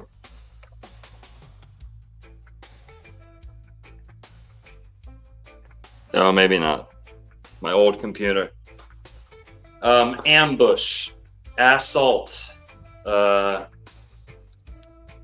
Really, you pick out any word, any military term, and I can give you the meaning. These aren't just, perverted, like, random folk etymology associations, even though that's what Bock, it really is that. That is the essence of words in themselves. But this isn't just one man's take on these words. They truly all, across the board, have this double meaning in reproduction. Dr. Longo, I'm curious about this because I've thought about the English language for a long time. It's a fucking weird one, right? It's kind of like a mash of all these other languages. And it is funny that this has become kind of the world's language. It kind of seems like it was done on purpose, right? And it does seem to me that, like, we are so ignorant of the words we're saying all the time. Like, when we say things, like, it seems to me like English is almost like a magical language, almost to entrap us. I almost, like, with like word magic and things like that, it can be I don't know. It can be a form of entrapment, but it can also be a form of, like, freedom too, if you know what the words that you're saying mean. Yeah, this is another thing that the BOK Saga really does a good job addressing. Is English is a valid language. It's a valid system for understanding ancient words. It is angular language. It's the modern day Phoenician. This is another thing the BOK Saga, why does the BOK Saga make sense to me? It wasn't the perverted stuff, which I had no plan on fixating on tonight. It's the language. It's the etymology. The BOK Saga is the wellspring of etymology, of toponymy, of folk etymology. The BOK Saga is the great fountain that feeds all these, schools of thought. Etymology goes back to the BOK Saga. Why? Because almost every phonetic language goes back to Phoenician. Our phonetic alphabet goes back to Phoenician. Nobody, not even the academics, can give you a good explanation as to where the Phoenicians come from. The BOK Saga, however, puts forth that the Etruscans were an early colonization attempt by the Finnish, as was the Sumerians. The Etruscans are known to be one of the earliest great building civilized peoples to move into the Mediterranean and establish a great empire. Well, they showed up with what looks like runes. It's older than Hebrew, depending on who you ask. Etruscan is runes. Today, they want us to believe that the runes come from the south, that the runes came from the Middle East. They came from ancient Hebrew, they came from Phoenician, then Hebrew, then Greek, then Latin, then, the Romance languages and English. That's not true. Okay? What you actually have... Oh, also, the BOK Saga explains why, of all the languages on the planet, they pretty much fall into two schools, or two groups. Languages that count to 10 and then repeat, or languages that count to 12 and then repeat. Languages that count to 12 or repeat, or count to 10 and repeat. And this fundamental change or difference between languages is unaddressed, little, if ever addressed by anthropologists, linguists, why these two schools exist across different language groups. Andreas, we're just talking here about the languages with 10 and 12, and how the BOK Saga gives, in my opinion, the greatest explanation of why that is. And the BOK Saga gives the greatest explanation as to where Phoenician comes from, where the alphabet comes from. It's runes coming south, not Greek or Hebrew or Latin going north. It's runes coming down from the north, which actually, like, 10 and 12 proves this, because you can do first off, the Scandinavian connection with Sanskrit, and then you see the Indo-Aryan connection going south, and the stories like every revision of the Greek Iliad, which show that they come from Scandinavian traditions, which originally come from Indo-Area, which is weird because you'd think they would have come directly from India, but they come from the north. So it also says it's coming from North India and North Scandinavia. And the 12 thing is key, because we use 10 now, and it's kind of destroyed our intuitive ability to think in numbers. But if you use 12, everything is divisible every direction.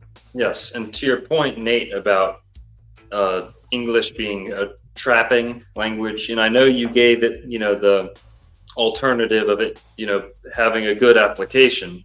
I would really stress that good application, and the fact that the BOK Saga tells us that English, this is a claim the BOK Saga makes, is that English is one of the top 3 oldest, I don't know if they say oldest, but original, root, true, valid languages on the planet. Phonetic languages with a phonetic alphabet. Swedish, Finnish, or Finnish, Swedish being first, which is what they call the root language, which is not plotted on your Indo-European, web right diagrams. It's not every Sanskrit likes to say everything comes from Sanskrit, but Finnish is clearly its own thing. Yes. It's probably older, it looks like. Yes. And more complicated by a long shot. So the language supports this, and when you look to India, they literally have legends of polar people coming from Hyperborea. There's a book written called Arctic Home in the Vedas, or Arctic Home of the Vedas, which approaches this completely outside of the BOK Saga. There's total, schools of research that come to the same conclusions with big missing gaps that the BOK Saga fills.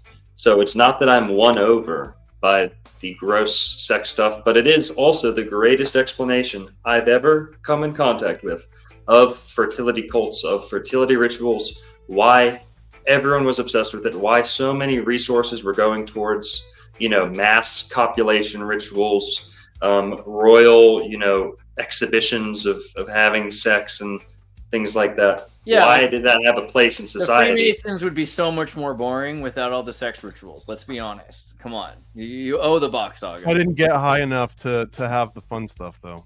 Yet. There's still time. Not yet, Thomas. There's Facts. stuff to look forward to. You can be a piss piggy. I'll put in a good word for you. Yeah. I appreciate that. The things that I kind of want to get into were the split, right, into the BOK Saga, right? They talk about the Sven and the Den, right? The Danu and Yes, the wonderful. separation, the brothers, Yes. and the differences between what people would call like satanic and Luciferian, and the inversion that we are told. I don't know if you want to get into that or because that to me is fascinating. Yeah, the Dan line and the Sven line is another explanation that I've never heard so well articulated, just put forth in one single concept. I'm Irish, I have Irish ancestry on one side. On the other side, it's German with a little English, a little Austrian, very, just German, you could say. Prussian. That word's changed a little, but we'll just call it German.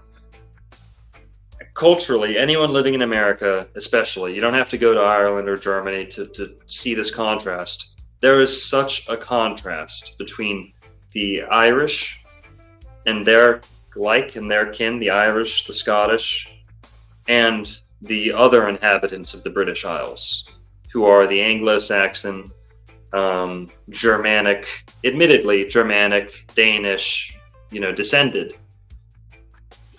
What we're seeing here is the best kind of visualization, encapsulation of the Dan versus Sven. Why are the British and the Irish, why are the Irish so persecuted by who essentially are their next door neighbors and should, in theory, be their closest genetic relatives, even though that might not be the case?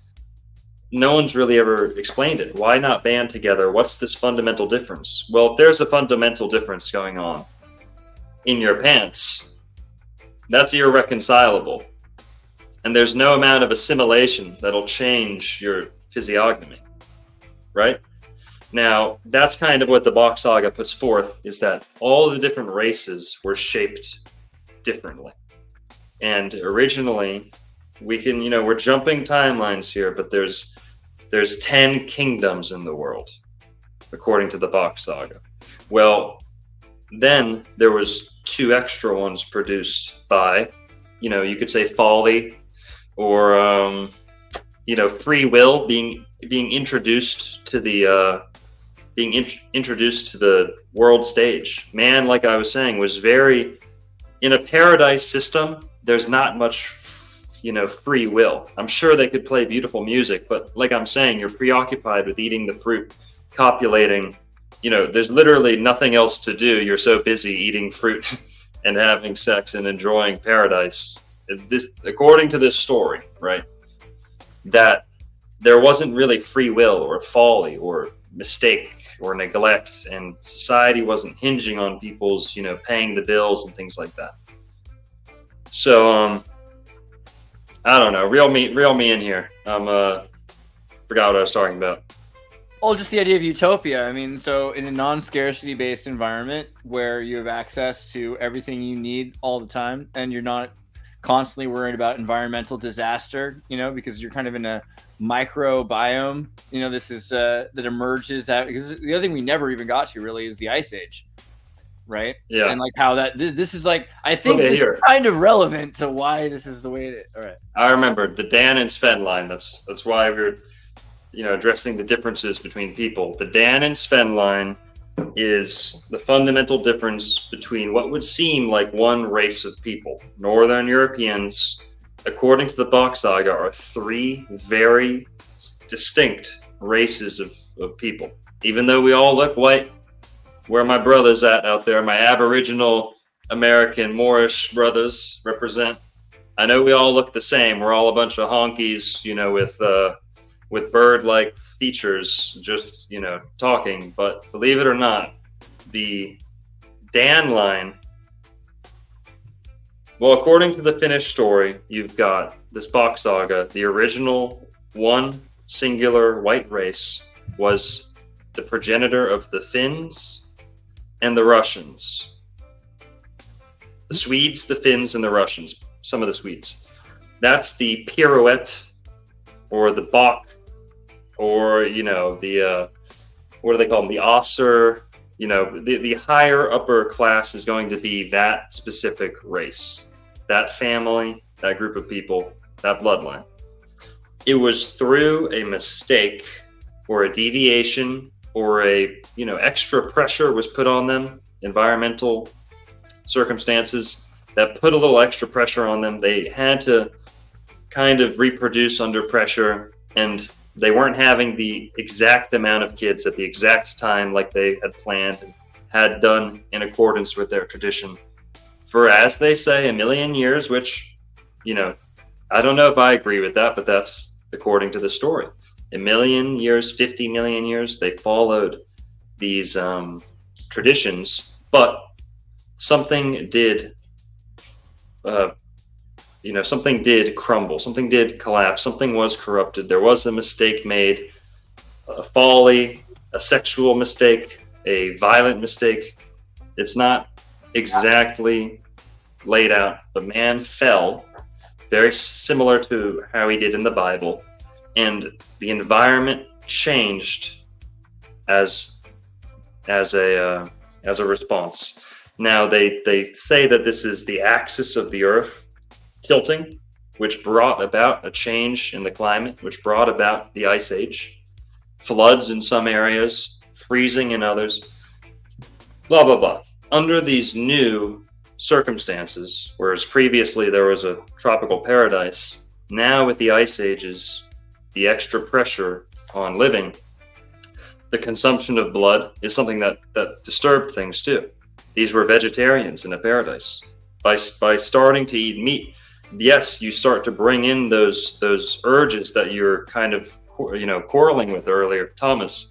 The bloodlust, the extra sexual, you know, the bloodlust and just regular lust. It wasn't as much of an issue until our diet got more violent. They talk about sattvic versus rajestic and tamic, right? So if you're sattvic, you're in peace, and the Taoists, the Chinese, like the Taiwanese, the Indians, they all have this, the Russians, sort of like basically telepathy with animals and plants, and everything is kind of able to communicate up until they become rajestic.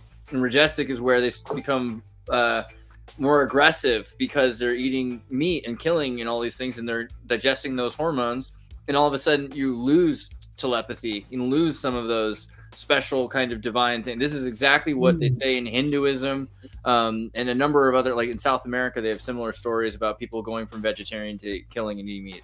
Yeah. That is really, really fascinating. I just want to touch on something real fast, and maybe you have some insight into this. I've talked to some interesting folks that were vegans that they came on the show and talked about when an animal is murdered, and a little bit of that.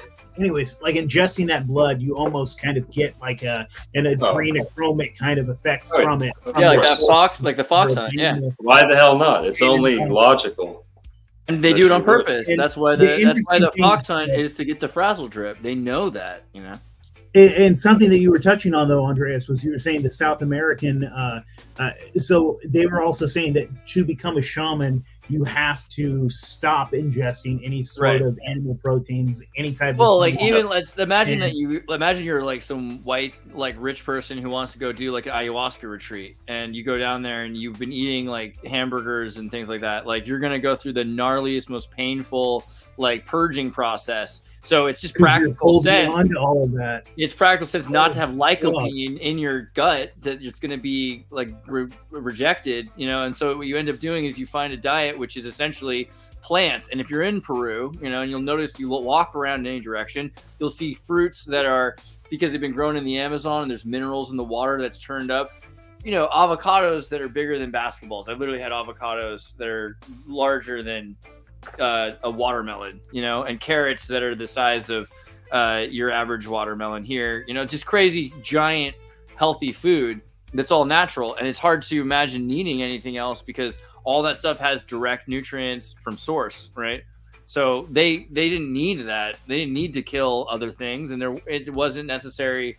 When people act like heat, meat, or mushroom is this sort of brain changing agent, but everyone's arguing it. No one's convinced that it's one or the other, right? That meat necessarily evolved the human brain. But I think it's true of all things. I think there is an effect. I think the meat might have made you more majestic, taken away telepathy, like all these things that the ancients said. Probably some truth to it. And and Bock inserts semen as like a fourth option out of those, no? Well, and again, to say that Bock does that instead of like the Tantra or like the Lakota, I mean, there's a lot of traditions that talk about this, including isn't the the Bible. premise of Bock that Bock is the original? It's the root. So if all these other cultures and religions have it, it's really because Bock had it. I mean, the point is there be dragons. If someone's talking about something and someone else is talking about something and they have no relationship to each other, it says that there's probably something there, right? And so the idea that exhausting yourself... Lemuria. This is the Lemuria premise, right? Yeah, but also like two completely separate areas have the same sort of identical root, but you don't have a trace of that root.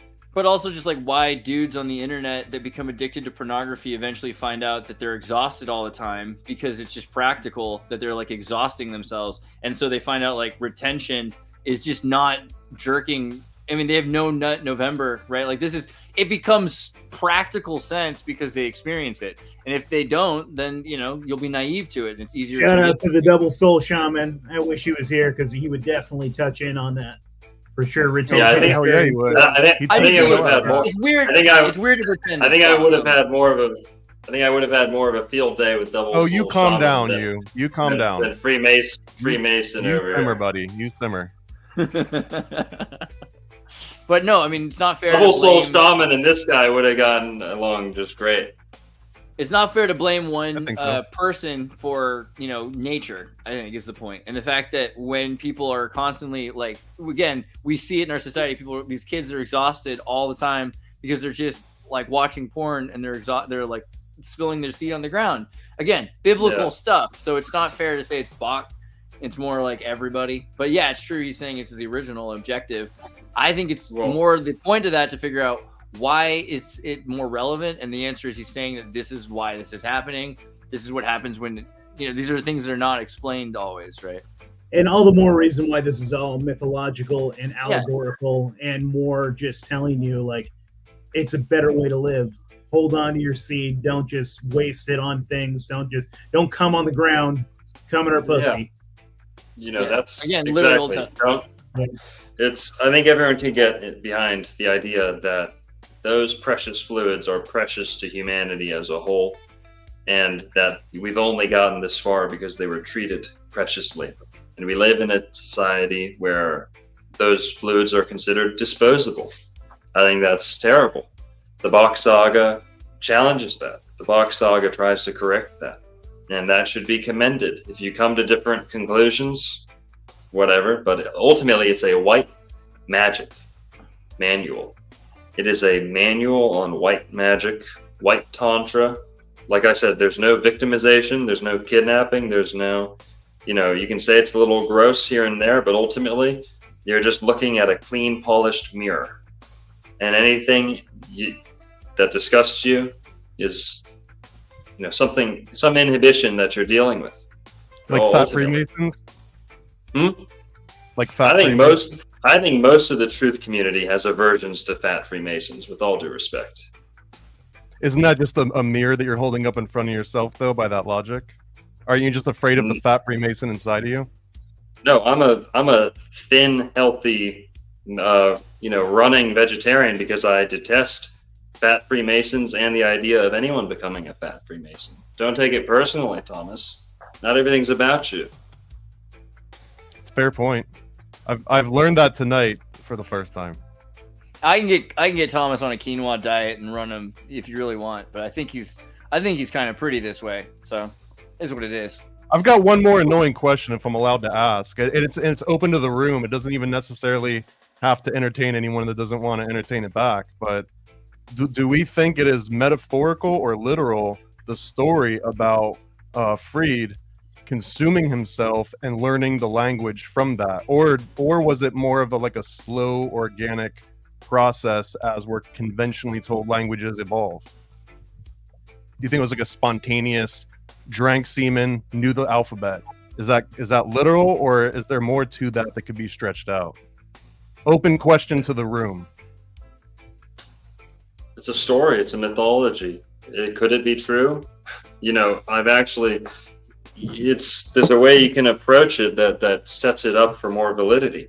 Do we know that goats could create a human species? Because if we're talking literal, you have to address that before anything. The premise of the Bock Saga, as you said earlier, that man comes from goat and ape together. Now, that's not something that I believe. That's not something that I hold true. I am a Christian after all. Okay. I am, other things that aren't the Bock Saga. But what you have is an instance of mythology. It is deep, transcendental, material. This is something you sit with and ponder on. Do you read the first sentence in the Bible and say, oh, why haven't I gotten it the first time around? No. I mean, to be fair, I did. Okay. Well, you don't just read the most sacred, initial, crucial premise of a work of art or a work of, literature or religious truth and say, hey, this has to be literal or else it's garbage. That's the number one. That's the sign of a incompetent occult, armchair occultist, as Juan would say. That's someone who, what's the? I'll embrace that. What I struggle with is what's the measurement? What's the measurement of? At what point a text transitions from metaphorical to literal? Because usually it's some things are. It's called philosophy. It's called mythology. Take a dive. Don't just address it as some, Freemason skeptic. You can take a dive. What's the measurement of a smart man? What's the measurement of a genius? What's the measurement of a tolerant man? Being able to entertain an idea, being able to see it through and hold true to the idea and not adopting it 100%. To get a full conception of it, you're just throwing slop at a wall and calling yourself a critic or an honest researcher, but you're really just a silly. I publish comic books, just to be clear. thrower. I've never considered myself to be a debater or a researcher. I literally publish comic books. That's what I do. No, yeah. So that's Sounds what you're good. arguing against. And maybe that would have helped to start with. You're arguing against a guy that makes comic books. Okay, we'll leave it at that. Anything else on the Bock Saga we gotta clear up? We got 2 hours deep. We should Longo talk to me in a minute. We'll do something soon. That's for sure. And then, but yeah, is there anything else you guys wanted to cover? I mean, the little stuff that I was going to ask about was like the usurpation of it, like the separation between the satanic and the Luciferian. But I mean, we can touch on any of that if you want to, or Sure, I got plenty of time. I got time. I'd like to comment on that too, actually. Again, because how this started was, I just did this conversation and we're deep diving in the Bible and talking, the Knights Templar and how everyone looked at them as Satanists because they were talking about Christ and the Baphomet and the goat. And if you look at this story of the breast goddess Ashtoreth and the stories of the goat connected to the, this idea of like the primordial man and the ape, I mean, basically a lot of the things that we're told are satanic might be actually just about Jesus, right? Because like Jesus and the Lucifer are supposed to be really similar to an extent. So the Bock Saga raises the greatest kind of. It's like I'm a Jupiterian. I believe in Jesus. I'm all into Jesus. The Bock Saga addresses the kind of the advent of Jupiterianism, at least in man's recent modern memory.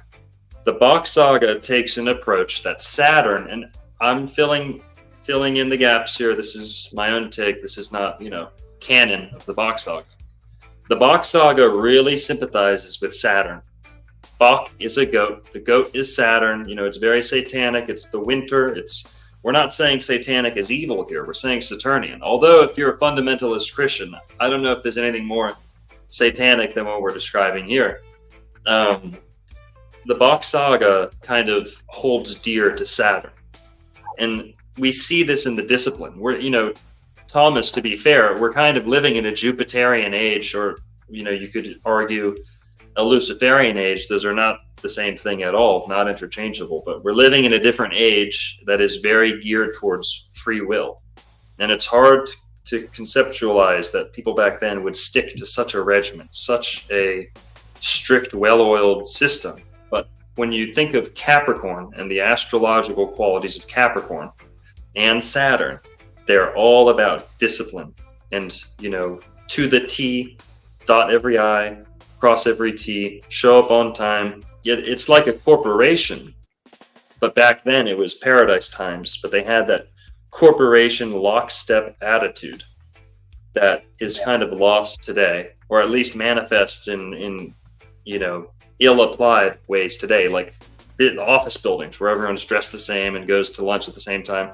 You know, there's a lot of things we do today that are just ridiculous from the outside, seeing how disciplined and how consistent people are in such soul-sucking endeavors. It doesn't behoove, you know, it doesn't, I'm not dumbfounded or in disbelief that at some time, ancient time, people followed this good tradition to a T for a long time. That being said, it fell apart, like we were saying, but yeah, here. What were we talking about here? Someone asked a question about Odin. Someone asked a question about Odin Ma. What's Odin Ma? You want to talk about that at all? Odin Ma is what they call the original Garden of Eden, you could say. It's the North Pole. It is a ring around the North Pole.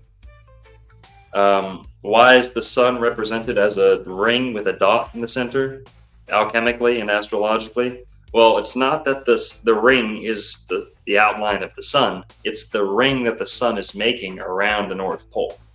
And the dot in the center is the North Pole. So when you see an atom and you see your, you know, protons or whatever spinning around the nucleus, or I don't fucking know, the atom, the Jimmy Neutron, you know, spinning around, you're seeing the North Pole, the sun and the moon spinning around the North Pole, taking circles, and that is where you get the sun symbol. So Odin Ma, they make a big point out of stressing the oo in Odin Ma, and how this is the oo, and oo is a ring because you make a ring with your mouth. It's the roundest noise there is, and Odin Ma is the name for the original Garden of Eden, according to this story. You know, don't grill me on some of my other content here, but Odin Ma, according to this story, is the domain of Odin. Odin being the foremost god in this pantheon. Odin, they called it Odin. They don't use the sound O either, ah or O. They say oo for O. So Odin Ma, Odin is Odin, which is also Eden. So that explains, or it gives an explanation of how we get Eden. So Odin Ma, I guess they would tell you, is part of Finland, if not all of Finland, whatever's encompassed by this ring. The closest ring outside of the North Pole, there was a series of ringlands, according to the Bock Saga, where all the communities lived in ringlands. So beyond all being descended from the same family, you're in a smaller subfamily, in a smaller sub-zone that's also, you know, a tight genetic group. So very homogenous. And I've heard it said, and I've said it, that you could go from Finland to Mogadishu in these Bock times and see the same group of people and be treated like family, because it was. So, yeah, one ethnic group, you could say, originally. And we were kind of going into how the Dan and Sven line split up. Udenma has a little bit to do with that. The ringlands were given to different groups of people. And we're jumping all over the place here. But when the Ice Age came, when pressure hit, Udenma was under threat, and they had to leave. And they had to hide in one part of Finland near Helsinki and kind of wait out the Ice Age. Now, when they had to leave because another threatening event was coming. Ragnarok, they call it. They had to go out to Northern Europe, and they had to spread out. And this is where you get your myths and tales and legends of Atlantis. How these northerners, these gods from the North Pole, why are they gods? Because they're the people of the goat. They're not claiming any divine authority necessarily. They're saying we're the people of the goat. And they named the places they first came to Gotland, Gothenburg. This would go on to inspire the Goths, right? And by the way, how can we show that Norse people or Scandinavian people showed up in the Middle East and seeded much of civilization? And this is largely where our modern history picks up. This is another thing that the BOK Saga explains. Why does history just start in Sumeria? Why do they at least frame it that way in school? Well, in the BOK Saga, it explains all bodies were buried. Sorry, all bodies were burned. All bodies were burned in Paradise times. Why? Because they didn't want the future to look like a graveyard. If every body ever gets put in the ground, then you're going to be, up to your ears in bones in a couple thousand years. Yeah, So literally, because eventually with flooding, like the bones pop out. Like if you ever lived in Louisiana during a flood season, it's horrible. The graveyards and Yeah. So you've got the shit. What was I? well, you're talking about Sorry, burning the bodies and destroying the. Thank you. Yeah. Yeah. So they burned the bodies, and that's why we don't see Homo sapien all across the world in ancient times, past 100,000, 300,000 years, whatever you want to say, with the evolution theory. They won't admit that humans have ever been here past 300,000 years old.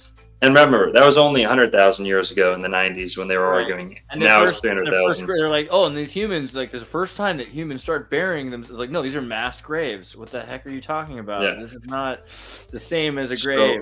So, under the BOK Saga, these people buried their dead. Another thing they did was they didn't have any written language. They did have a written alphabet, but they didn't use language like we use today. They did not write books. They did not carve into stone unless they absolutely needed to. That was a tenet that they hold dear. They never carved stone or shaped stone with a tool unless they absolutely had to. They much preferred to cast stone, like a Freemason. Like the Freemasons have been hiding for thousands of years, the true, hidden, free, life-preserving techniques that Freemasonry hides. The Finns claim, claim that they originated it, in these ice times, paradise times. And this is why in the Bible to this day, you'll see Exodus 20, somewhere around there, 20, 26, somewhere around there. Exodus, it says, God, the goat, greatest of all time, the goat, the most high. All of these ring true for the goat. The goat in astrology is the highest point of the zodiac. It is Capricorn. It's the 10th house. It's right at the top of your chart. So, another thing. Too much to sum up. But the whole point about not writing down means they didn't leave receipts for trivial purchases. They didn't leave, clipboards with their names on. They weren't careless. They had the future in mind with every step. So they didn't carve. They didn't want skeletons all over the place because they didn't want the future to look like a graveyard. But they also didn't want to write and carve into stone because they didn't want the future to be schizophrenic. They didn't want 1,000 languages on the same ruin. they didn't want, the people 100 years from now to get confused with a different language. So you could say this is pre-Tower of Babel. This is, whatever you want to say, but they were very careful about their receipts. They didn't leave, leave no trace. With death, they left no trace, and with language and writing and carving, they left no trace. Now, you could say this is a stretch, and this is what they need to be true for their other theories to be true. Like, where are all the bodies? Where are all the anatomically correct bodies all across the world 50 million years ago? Well, they burned them all. So that is a little bit of a convenient, argument. But that being said, there's also truth to it. Sacrifices, man, you burn all the bodies. You look at all the Vikings and they're burning on the boats of the bodies. There's a whole way that you could, I could make a slideshow saying this is possible, but I want to stress that they didn't write and carve in stone. And in Exodus, it says, do not lift your tool upon the stone. If you're going to build me an altar, if you're going to worship the Lord, don't do so with hewn stone. And no steps on the pyramid. So using some of these indicators in Exodus, you can see how this tradition made it all the way down to, the moment you cut the stone, you've defiled it. Yeah, so we see these traditions popping up in the Middle East. And to my point about receipts and, evidence of life, evidence of habitation, they didn't carve because they didn't want the world to be littered with senseless carvings. You ever go to, I've never been to Egypt, but you ever been to Egypt and you see one of these sites that's been occupied by multiple people and they're carving over each other's carvings and, they're refacing people's work, ancient people, so that they have space to work, it can get confusing. You drive through like Oregon Trail and you just see like all these pioneers have graffitied the heck out of these nice mountains and everything. You're like, dude, why? Yeah, so they didn't want the world to be a messy place with bodies or with, scribblings all over. So they didn't carve with hewn stone, okay? And there's some other things there. But when you see them, when you see modern history picking up in the Middle East, when you see modern history picking up in the Fertile Crescent, what we're actually seeing is one of the first deviations from Bock traditions.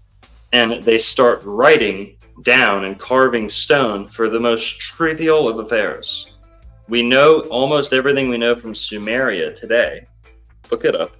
Because we have all their receipts for casual purchases. Sumeria, who we think are coming out of the Stone Age, are actually very preoccupied with keeping track of every little insignificant purchase. And that's some of the greatest evidence we have of them, that they even existed, is their receipts scattered all across the landscape. You find little clay tablet receipts. So this would not have flown under the BOK Saga. They were opposed to debt, to money making, money changing. They were opposed to all these things. So as soon as we see them popping up, we can identify that as a deviation from the BOK tradition. And the BOK gives a little bit of an explanation for this, the BOK Saga, that the Etruscans went to the Mediterranean and spread the runes. I'm a little foggy, but they explain that either the Sumerians came prior to them, or they didn't implement the language, the runic language, so they're on cuneiform. And cuneiform may not have been an authorized writing system from the top down, like from the headquarters in Odin. And you see that these people are obsessed with debt, obsessed with some forms of black magic. They clearly are polar. The Sumerians, let's just look at the progenitors of Semitic culture and the peoples. You have the Assyrians, the Assyrians. You have the Scythians, Scuti, Scythi, the people of the Scythe, the bringers of agriculture, the horse riders, the archers, The chariot riders, all of this clearly from the North Pole. The beards, the agriculture. How is it that the nomadic civilization is also the people who spread agriculture everywhere? How is it that the people who never stayed put were the ones who brought agriculture to all of Eurasia? Much of it. Well, they came from the North Pole. They're let out of the gate with everything they needed from the get-go. And as soon as they got where they were going, you see civilization, boom, take a shift. Sumeria, let's just look at the words. This is not in the BOK Saga, by the way. Sumeria. What do the Finnish call themselves? The Suomi. Suomeria. In both places, they get their name for the fact that they're swampy. In Finnish, Suomi means swampy. The Suomi, Sumeria, which is filled with reeds, filled with bogs, filled with swamps. You know, it's mostly desert, but Suomi. Then you have, let's see, give me some other ones. Assyrian, Scythian, Sumer, Canaan. Sumer, Suomi, Canaanite. Who knows? Well, here we never Semitic. We never ironed out the Dan and Sven thing. Okay. According to the BOK Saga, English, German, Danish, Austrian, parts of the Italian, Spanish, you know. Russian. No, not the Russian. Hang on. This is the Dan line. Okay. The Dan line of the BOK Saga, which is the first deviation, I believe. Dan came first, then Sven. I think so. I could be off on that. I admit I don't know for sure. But the Dan line was Danish. That's where we get Dan, you know. Danish, Dutch, Belgium, Netherlands, Germany, Austria, France, Spain, Italy. Everything kind of hugging Germany is the Dan line. These are very warlike. These people have a great capacity for conquering. These are some of the, most violent and capable of violence, powers came from the Dan line. The Sven line is also a deviation from the original root race of white Northern Europeans, which are only a product of the Ice Age, according to the BOK Saga, we've got to say. According to the BOK Saga, all people were brown on this planet. Not black, not white. Somewhere in the middle. I like to say Eric Bana from Troy and his wife. I had a vision one time, and I saw what I think were these people, and they looked like Eric Bana and his wife from Troy. Fair enough, but the point also is like Madame Blavatsky's Lemuria thing, like a lot of different stories, and it seems like this is probably true, that people weren't, that they were probably something in between like that, yeah. And then you have the fact, well, back to the Sven. Dan line we've established. The Sven line is the Irish. So the Irish are a different people altogether. And the Irish and the Scottish are different people altogether from the English and the Germans and the Saxons who inhabit the western part of the British Isles, southwestern part of the British Isles. And the Irish and the Scots are a little bit different. Now, they are actually closer related to the Swedes, the Icelandic, the Norwegian, the Hebrides, these other little scatterings of kind of Viking-like people. The Irish and the Scottish are closer to those people, and these are the Sven line. In fact, Sweden, Sveden, comes from Sven. In fact, in Finnish, I think if you say you're Swedish, you say svensk. Or if you say, dansk, you're Dan, Finn, and Sven. And you see these words coming up a lot, especially Finn and Dan. But that's the Dan line. the Dan line seems to have seized military control of the whole world. Now, that's a generalization, but the way that they use eagle iconography shows them to be much more warlike. And you'll see these people having, more circumcision. The Sven line, however, seems to be more peaceful. Now, say what you want, the Irish have never really colonized anyone. They don't have that impulse, right? The Scottish have tried, but they never really got it together like the English did and whipped their subjects into total subjugation. The Irish, the Scottish, the Scandinavian people have done much less invading, much less colonizing. And I cringe when people say colonize. Like, I'm not one of these anti-colonizers. Colonization's a little good here and there, okay? I believe in the right of conquest. But the whole colonization thing, it shows if people is warlike or not. The Sven line we can infer, is a little bit less warlike than the Dan line. Now, the Pirouette family is said to be the least warlike, the most traditional, and the Dan and Sven line are outcroppings of the Pirouette or the, Osser highest family line. You've got the Dan and the Sven are kind of like the bastard lines. They're not supposed to be there. They're not, they're extra children who didn't have roles and sought kingdoms for themselves. So that's the Dan and Sven, summary of the Dan and Sven, how there's 3 different groups of white people on the planet, not just one.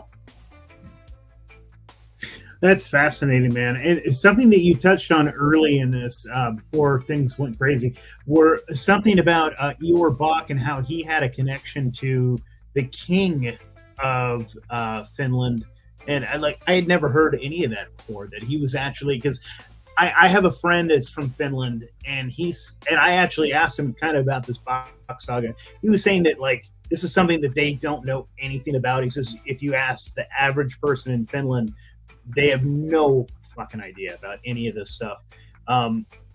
It's interesting to me.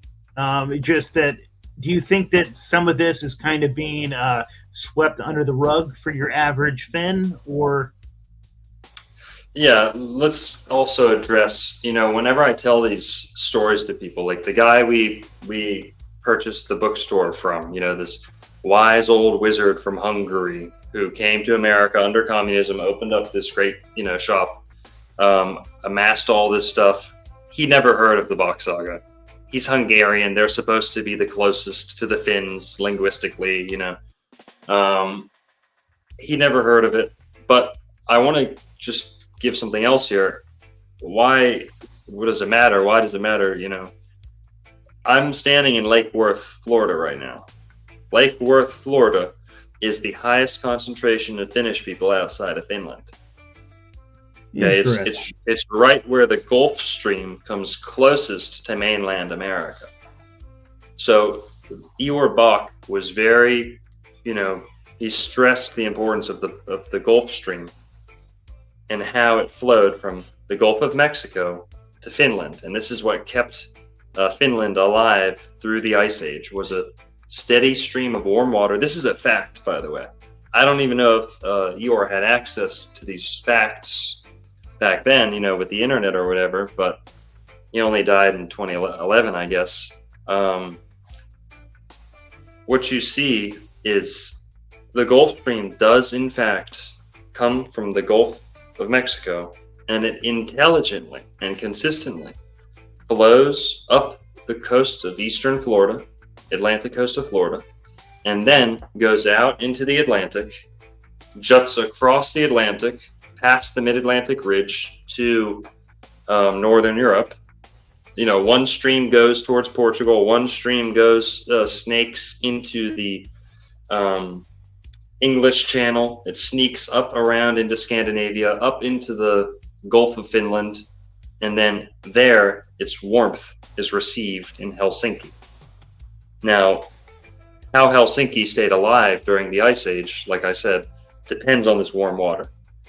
Now, if you want proof of the Finnish, memory of this, the subconscious memory, I'm with you, Nate. It's not really on the conscious. It's not on the tongue or the ears of the everyday Finn. They don't really talk about this unless they met you or, I've never been to Finland, could be wrong. I have a friend, Sari, who lives in the area. A shit ton of Finns live in this area. She comes up and helps me with language some of the time, right? So the Finns in Florida are living this truth. They come to the point where the Gulf Stream hits mainland America, and they've settled here. Now, that was mostly after World War II, but there's got to be some ancient precedent for that. Where did Edgar Cayce say Atlantis was? Bimini. I'm right across the river, essentially, from Bimini right here. So what these people were saying, the Gulf Stream plays a crucial role in almost every rendition of the Atlantis myth. So the Gulf Stream comes here. There's a shit ton of Finns here. I think this bookstore, landed here for a reason. Our Hungarian guy, like I said, he never heard of the BOK Saga, but I've told him about it a little bit. He respects it. Now, to the point about Finns not knowing much themselves, the modern Finn is not exactly the Hyperborean, chieftain he was thousands of years ago. The Hun came through Europe, right? The predecessors to the Hun, 2 people came after the Hun, armed war parties from Eastern Europe, from Asia ultimately, swept across Europe and brought a total influx, new wave of genetics. And when you look at Finnish people today, they have a big dose of these Asian, Mongoloidal, Eskimo, traits, due in part to all the Asian people that were left over there. Hungary's down here. I've got some Finnish people in my family, and they have the biggest heads I've ever seen. They have yes. Ooh, Isaac, you're bringing up a great point. Wonderful point, Nate. You're bringing up something that Isaac Taylor pretty much made a career off of. We've all heard of phrenology, right? Probably the head measuring, considered racist today. Well, there's truth to it. The Isaac Taylor, I'd love to finish up that last point I was making, but Isaac Taylor was a toponymist who says the names of places are, hold great meaning. And it's like a mythological truth can be extracted from every name of every place. Isaac Taylor, look him up, very smart guy. He made a study off of head shapes, and he came to the conclusion that the Finns were the progenitors of all Northern Europeans and, white people on the planet, based off of head shape. He said the original Finns, this is the point I was getting to, the original Finns were like Swedes or, your Vikings. They were tall, essentially Hyperborean supermen. Now, the Finns of today are, like I said, largely those Eskimo or Sami, visitors, settlers from East Asia. And you see a big drop in height. You see more squinty eyes. You see more flat features on the face and very pin straight hair. In Finland is the blondest place in the world. Finland is the blondest country in the world. That's another thing that corroborates their story as laying claim to the birthplace of the white race. They have the blondest, most blonde hair in the world. Now, this is a whole controversy because Ireland has, you can debate this, has the most red hair in the world and curly. So red hair tends to come along with a curly gene. The gene in Finland is blonde and pin straight, which only comes about when they've mixed a tiny little bit with East Asians. You ever see East Asians? Who's done the Punnett square or whatever, East Asians have a very dominant gene for pin straight hair, thin hair, and it even overrides, black people genes. Asian, it's like a rock, paper, scissors. Black people genes override white people genes. But Asian people genes override black people genes. But white people genes override Asian genes. So it's like a piggybacking, like recycle. So the Finns were exposed to a hefty dose of East Asian DNA not too recently. 1100, 1300, maybe right after the Catholics were done kicking them around. Or initially with that initial kill-off that Eeyore claims. Hungarians are down here, and Finland's up here, right? They are supposed to be linked culturally and linguistically. They might dispute that, but the general, academic story is that the Hun and the like came from East Asia, and there was originally a Baltic, Hungarian, Finnic ethnic group. Maybe sometimes they call it Turkic, but I reject that. That went from Finland down to Eastern Europe, down to the Black Sea, down even to the Middle East. And Eeyore talks about this chain of like bed and breakfasts. Like Eeyore says, his family was in charge of all the roadhouses, like the hostels along the way from Finland to the Holy Land. And I might be mixing that up a little bit, but they traveled that from the North Pole to the Middle East pretty easily back then. And what happened was, Genghis Khan or someone before him or after him, the Huns, Asiatic peoples, or at least they might have been being led by someone else, but a big group of East Asian people broke through kind of those Ural mountain strip that separates East, Asia from Eastern Europe, and these horseback Asiatic people broke through. The Khans, whatever you want to call them, Khans, Huns, the terms are kind of misapplied, and it might not have been one group of people, but these Asiatic people burst through and separated the Hungarians down here and the Finns up here, and they burst through, essentially made it as far as Germany. That's why, as late as World War II, they were calling Germans Huns, because the Hun made it that far. They weren't all Asian, but they had Asians with them. That's why in Germany to this day, you don't see that much red hair.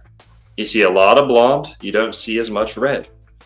In Ireland, which never received even a little bit of this Hun invasion, there's almost no East Asian genetics whatsoever in Ireland. And therefore, they're still very pure, very original, very white, very, whatever that source Bock family was, they're perhaps the best representation of it today, because they didn't have that East Asian infusion.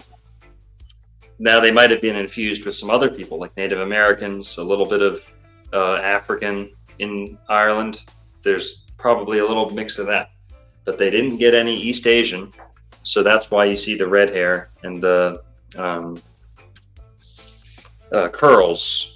But in Finland, it's the blondest place in the world. In Ireland, it's the reddest place in the world. So remember, this is not in the BOK Saga, all of that. Like I said, I'm filling in some blanks here, but that's a question that could be polished better. If we all put some time to it, is why is there red hair in Ireland, blonde hair in Finland, and each of these places kind of claim to be the whitest place on earth. But yeah, that is fascinating, man. I do like to think about in Xirtus, I don't know if you're still there or not.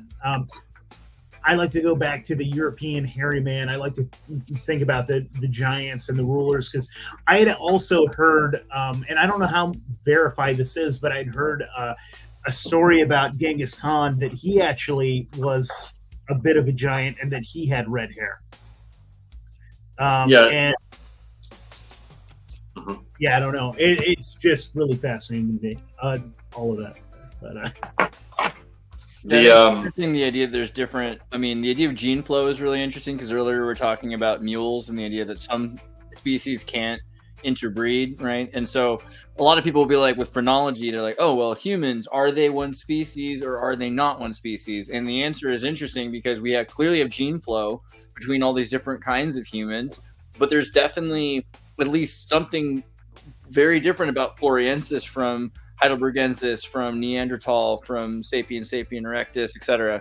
So, I mean, clearly there's a lot more going on with the human condition than we realized. And yet it's also like far more tied together than to say it's, a bunch of separate things. Can I share my screen? Would that be okay? absolutely, yep. Wait, Thank it's you. not hentai, is it? I'm just kidding.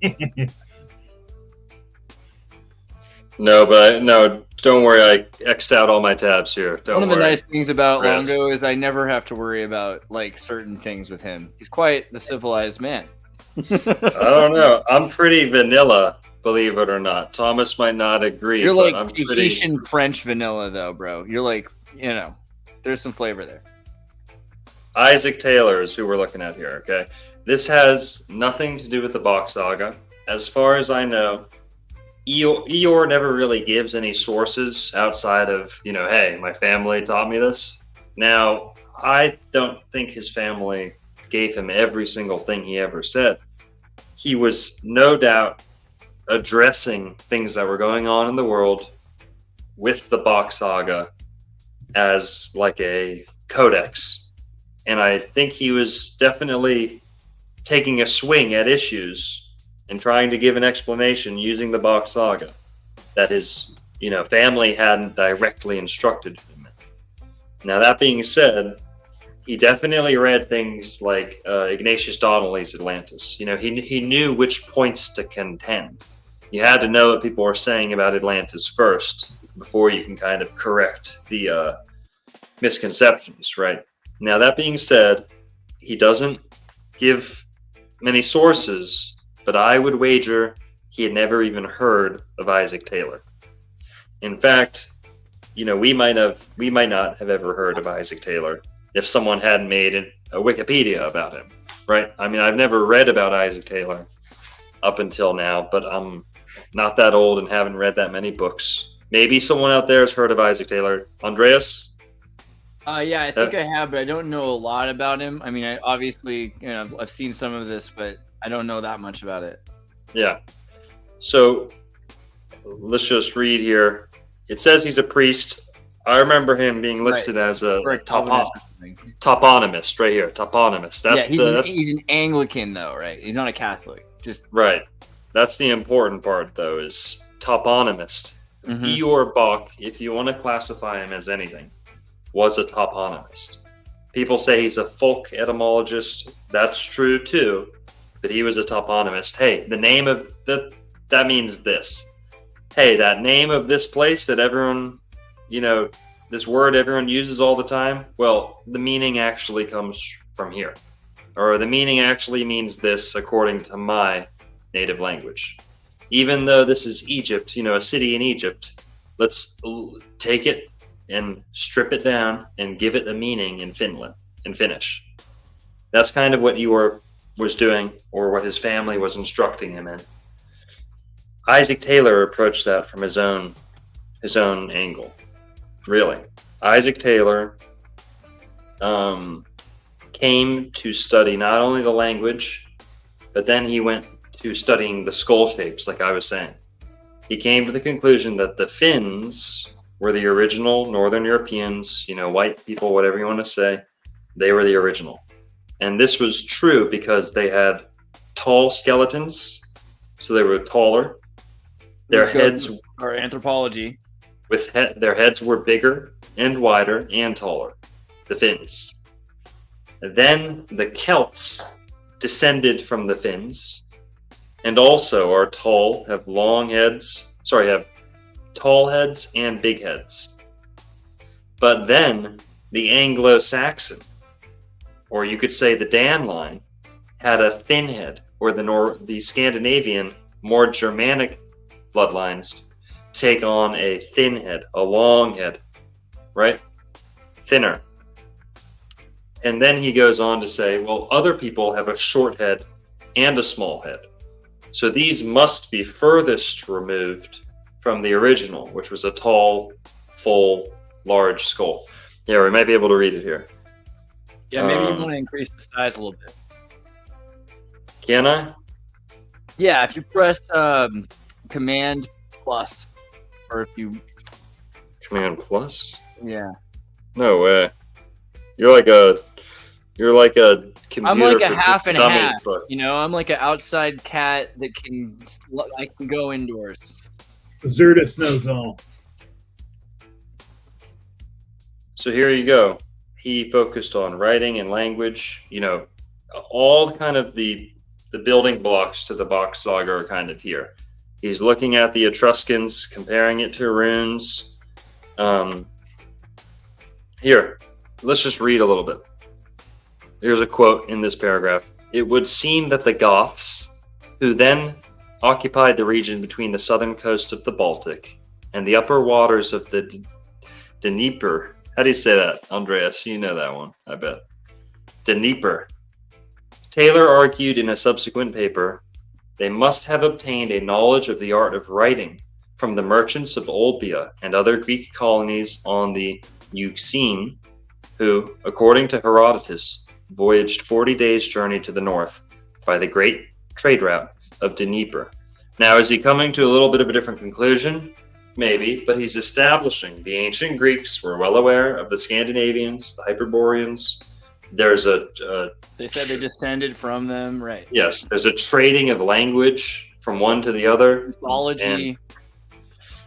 Isaac Taylor was pretty on the money, approaching. Like, if you want to find like stories about goats and apes doing weird stuff, I'm pretty sure Rome and Pompeii will do you justice. Like, you don't have to, like, I mean, you know what I mean? Like, the thing is, this culture merger and bleeding of culture together is so much more than people are acknowledging, and then it just disappears, kind of, because it goes underground, it becomes esoteric, but the church is definitely destroying and building on top of the ruins of this culture, right? Look at the Basques. Yeah. It's talking about. Let's read this little paragraph here. In 1890, Taylor published Origin of the Aryans, in which he proposed the Roundhead theory, in which he argued that European Russia was the homeland of all of the Indo-European peoples. Wow. In opposition to the assertion of Max Mueller, who had argued for Central Asia, which they argued to this day. They want every white person to have come out of Central Asia. That's the academic paradigm right now, is all white people, blue-eyed people, come from a single ancestor near the Black Sea. But here, Taylor believed that the Celts, tall stature, round heads, a branch of the ancient Finns, were the only true Aryans, who had Aryanized the Iberians, short stature, long heads, the Scandinavians, tall stature, long heads, and the Ligurians, short stature, round heads. In regards to the origin of the Basques, Taylor believed that they were direct descendants of the Etruscans. Taylor's theories on the Etruscans, though now obsolete, caused great interest at the time that they were presented. He believed that the Etruscan language belonged to the Altaic language group. That's, not Mediterranean, I don't believe. That's more like Turkey, correct? Going more towards north. Am I right on that, Andreas? Altaic language group? Yeah, I mean, there's obviously, like, and now in the last 1,000 years, there's been more influences that have changed things. But yeah, the Altaic is also, again, a linguistic group, more like the Skin. People are acknowledging them by their technology more than just by their blood. This is a learned, So he believed that the Etruscan language belonged to the Altaic language group, and that Etruscan mythology was fundamental to that presented in the Kalevala, the great Finnish epic. In his Names and Their Histories, Taylor presented an impressive survey of local, foreign, and national names, though many of his toponymic theories have been discounted. Well, I mean, yeah. So like He laid- archaic. Oh, sorry. Good. Just one last sentence. He laid the groundwork for future research in this then new discipline. Yeah, I mean, so like, I wouldn't say that Altaic has been accepted by all of mainstream science, but I definitely wouldn't say it's been debunked, right? Like, so the Altaic theory is basically, I would say, accepted on some levels. You know, the idea that the Basque language has the same grammar as the Japanese grammar, these are major parts of this, like the Japonic language and the Turkic language and the Mongolian language are connected, and that the Etruscans before the Romans had the same culture. I mean, this is, again, like Tartaria research really jives on that whole thing too. But the Altaic belief that the Turkic language was changed essentially in the last 200 years through Arabic influence and everything like that. There's more and more proof to that. So people might have said the Altaic theory wasn't, proven in like the 1920s. But as we start to read Old Turkic from like the 18th century, even just 100 years earlier, I mean, it's completely different. It's far more similar. And, again, the Basque situation, there's no other explanation. Like, there's no one else is even trying to explain why the Basques and the Japanese are connected at all. But, Hell yeah. Well, what else is there? There's a ton to the BOK Saga that, we can't all fit in here, but and I was hoping we'd have some other, we were missing some experts, some great contributors here who would have filled in a lot of gaps. Andy would have been our wonderful expert here that would have really just dropped some. Yeah. Well, we can do a two-parter. I mean, the fact that Andy's not well, we'll get it back. We were dropping some super fucking interesting stuff. Yeah, I wish Andy could have made it tonight. We'll do it. We'll do a solid again. I think the thing is, this is good because a lot of people aren't nearly as familiar with this stuff. I mean, half of the audience is like, wait, what? Until about 30, 40 minutes in, we had to explain more and more. So, I mean, this is a primer. And, I think also it's really useful to think about these theories. And, like the fact that you're getting presented from all of these different angles, Thomas Longo included, gives you different perspectives. Where you can choose what you want to think about these things. But I would agree that the idea should be looking for truth, like sifting through dirt for gold, and you should try to get something out of everything, not just discard it when you find one thing that is, you can be critical about or you don't understand about it. Call it silly. Well, I think we need to figure out what psychologically it means to like not understand something and then therefore to reject it as silly. But like realistically, I'm silly. I'm a very silly person. You know what I mean? So I don't know. I'm all for silly. That doesn't bother me. If someone called me silly, I would be like, thank you, probably like Willy Wonka. So, I mean, it's like, it's in the particular of like what it is that we're looking for about the BOK Saga, which like, yeah, I get it. Like same with Juan, I get it. There's things about this that seem shocking on the cover. Never judge a book by its cover. Try to find out what it is beneath it. And again, I've seen so many other shocking things. There's so much more shocking that it seems like, hey, this is interesting that this is related to these things that have been shielded from people, told that they should be afraid of. Don't look into it. While, again, we've talked about this, the elite are doing far stranger things than anything that we've talked about tonight, right? Yeah, and they seem to be keeping up with the black magic rituals. Yeah, I think that was the interesting thing that I kind of wanted to kind of talk about a little bit was the separation, like what happened with the white magic, what separated, what started the black magic, yeah, I mean, there's just so many fascinating little topics that we could talk about with that, but. Yeah, we're pushing on 3 hours here. I don't know how much you guys want to keep going. I got all night. I can hit the treadmill. I got plenty of time. I could take a break because I got to take care of my dad and stuff. I think maybe if I tune out, but like if you guys wanted to keep going, otherwise we could do. No, that's okay. We should reschedule though with Andy. He's going to be okay in a few days, and I think that'd be nice because then it's not just like. Like making you do all the heavy lifting. Yeah, that's right. That's right, Chad. I do have vegan stamina here. Yeah. Vegan stamina is real, by the way. Yeah. Yep. But awfully quiet, Thomas, over here. I hope our feelings aren't hurt beyond repair. You all good? No. Is there anything left to say really when we're past the cum guzzling part? You're awfully quiet. Just I It's mean, I also- was having. It's also very,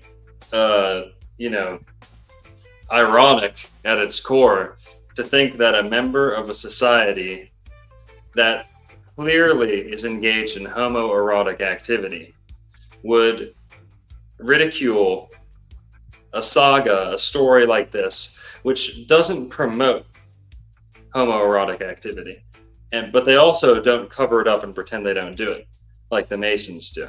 So it's suspect and funny that you, in your own homoerotic death cult, would ridicule such a beautiful, life-sustaining, life-exalting, fertility-worshipping, white magic doctrine like the BOK Saga. You don't have to agree with it all the way. But I give it just as much chance as I give these Masonic books. And guess what? You get a lot more from the BOK Saga than you do from the Masonry. With a lot less red tape, with a lot less, tribulation, with a lot less sucking dudes off. Believe it or not, you actually get more of that in Masonry.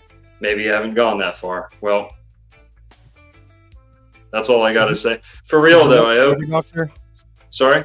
Is the lecture over, Doctor? Am I allowed to ask a question? I'm yet, really or excited are you for all of our anyone who's new to this, like any new guests tonight. I just want to say welcome. I gave it. Welcome to this happy, wonderful, magic place. Welcome to Disneyland.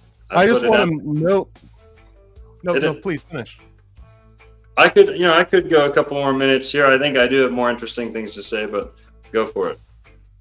I just wanted to note that I came here with questions and not arguments. Everything that I've said so far has been about the BOK Saga and just my disbelief in utopia. Not once did I really say anything other than I thought that the concept of utopia was silly.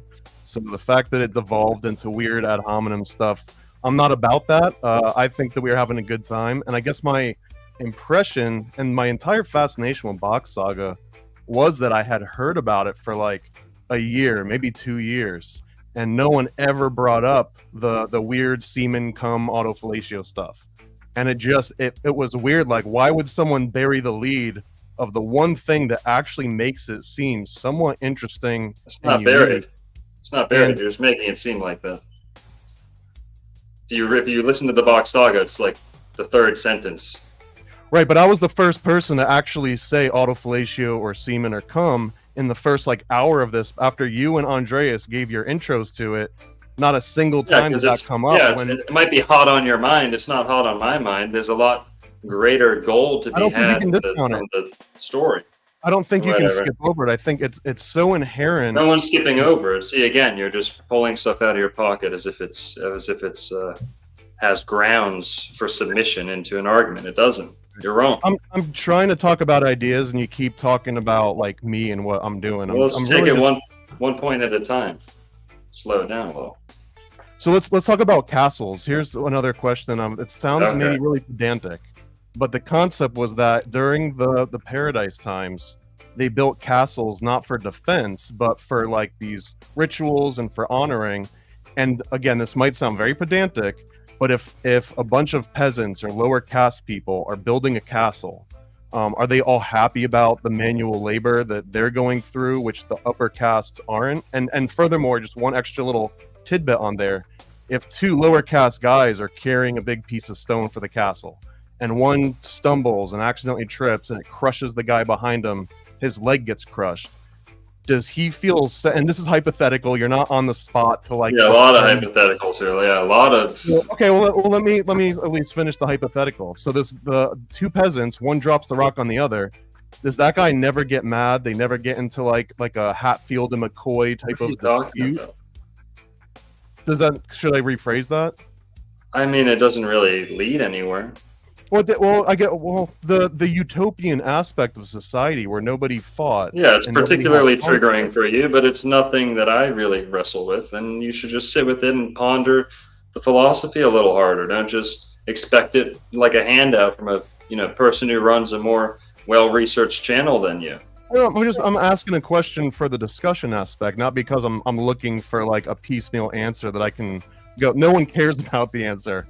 I think they care about the discussion. You don't get one answer. You're entitled. You're the exact type of occultist truther that I detest. You feel entitled to the truth on a lunch plate, and you don't want to do any of the legwork. You want to present yourself as a intellectual and yes, a skeptic, a critic, yes, academically rigorous.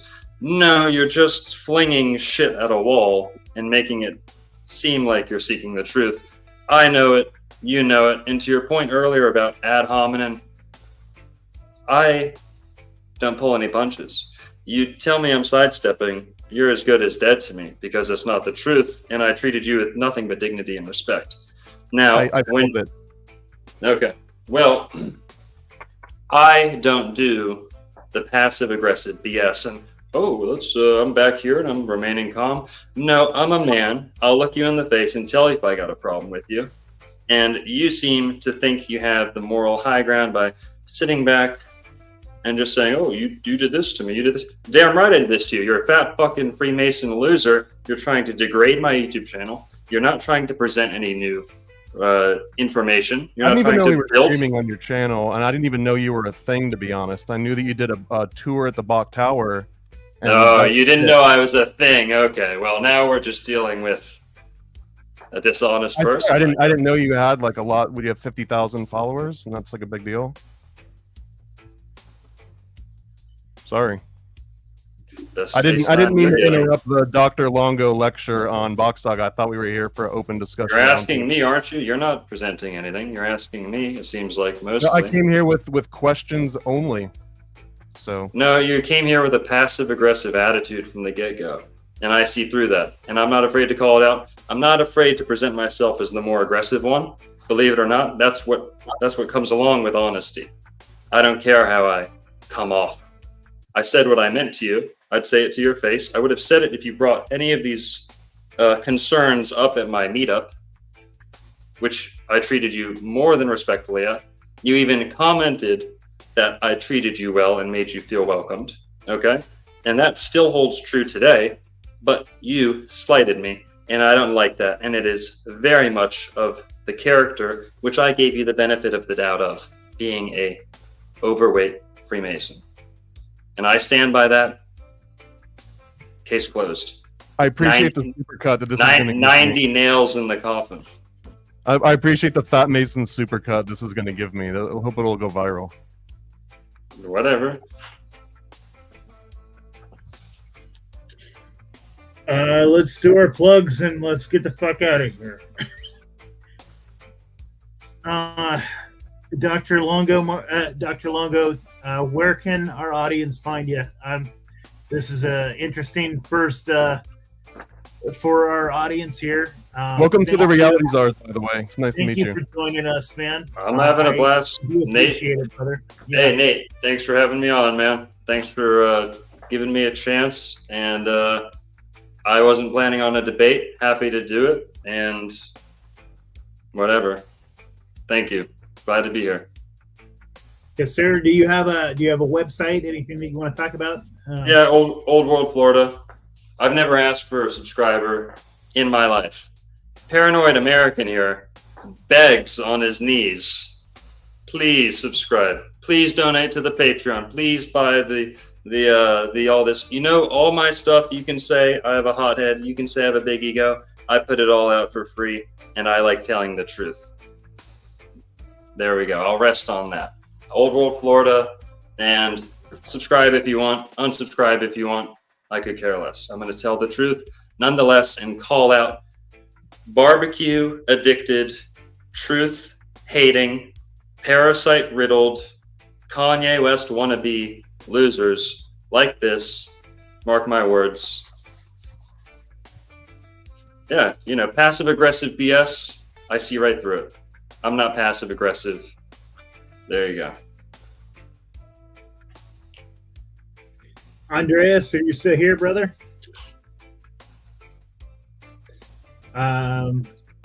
Thomas, you got He might be taking care of his dad. Yeah, so I appreciate the shout out, Dr. Longo, and if anyone wants to support my work, I do have a brand new Kickstarter project that's kicking off tomorrow.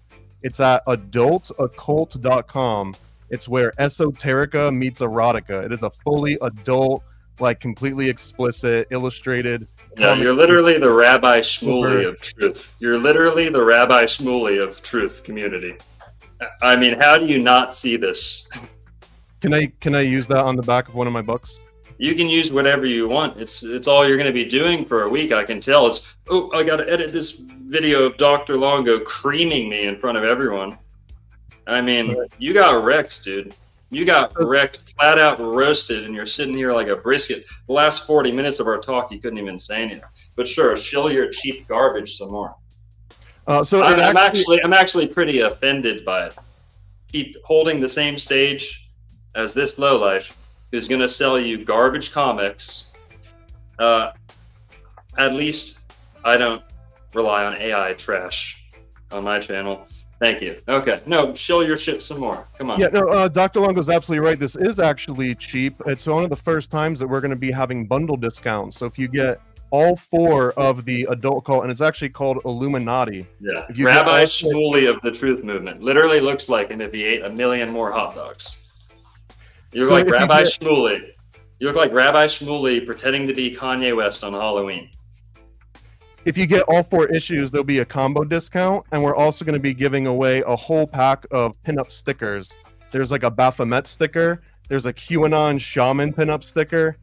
There's a whole slew of them. There's going to be 6 different ones.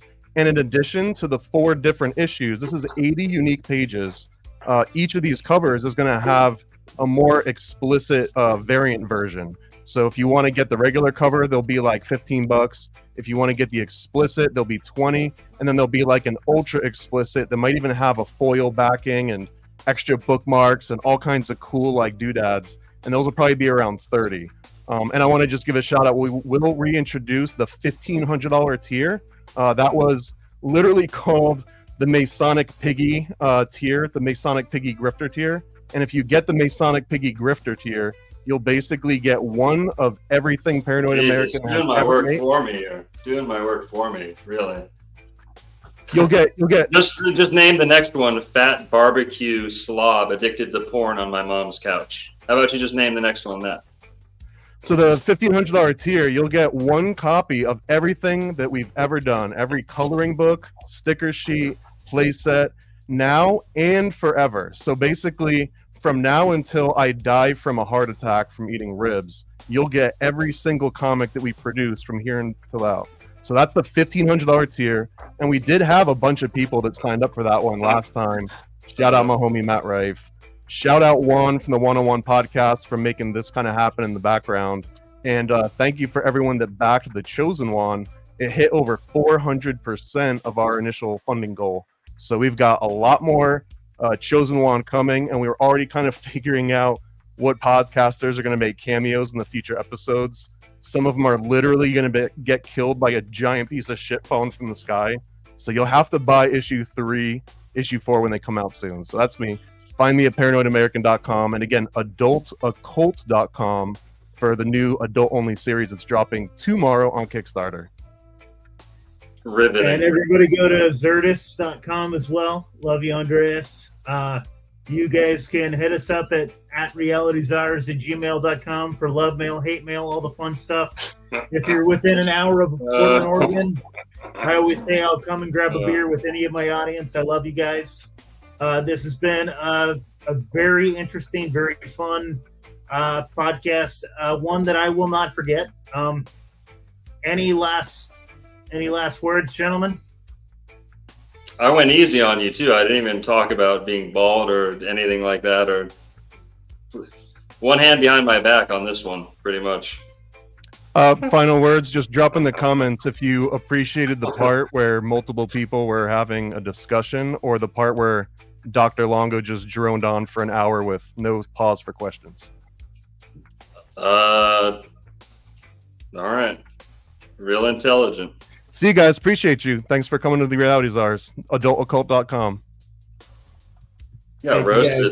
Yeah, roasted, man. Have your mom put you in the cool bathtub to cool you off, dude. All right, guys. Have a good night. Roasted. Reality stars. We're reality stars. You know who we are. We're reality stars.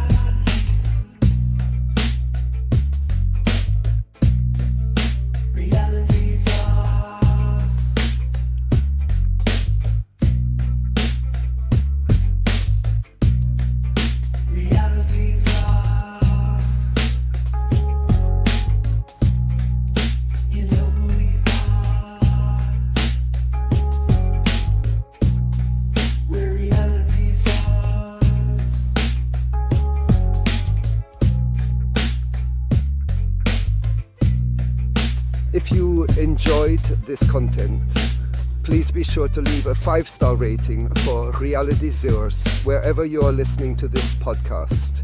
If you like the music and visuals, visit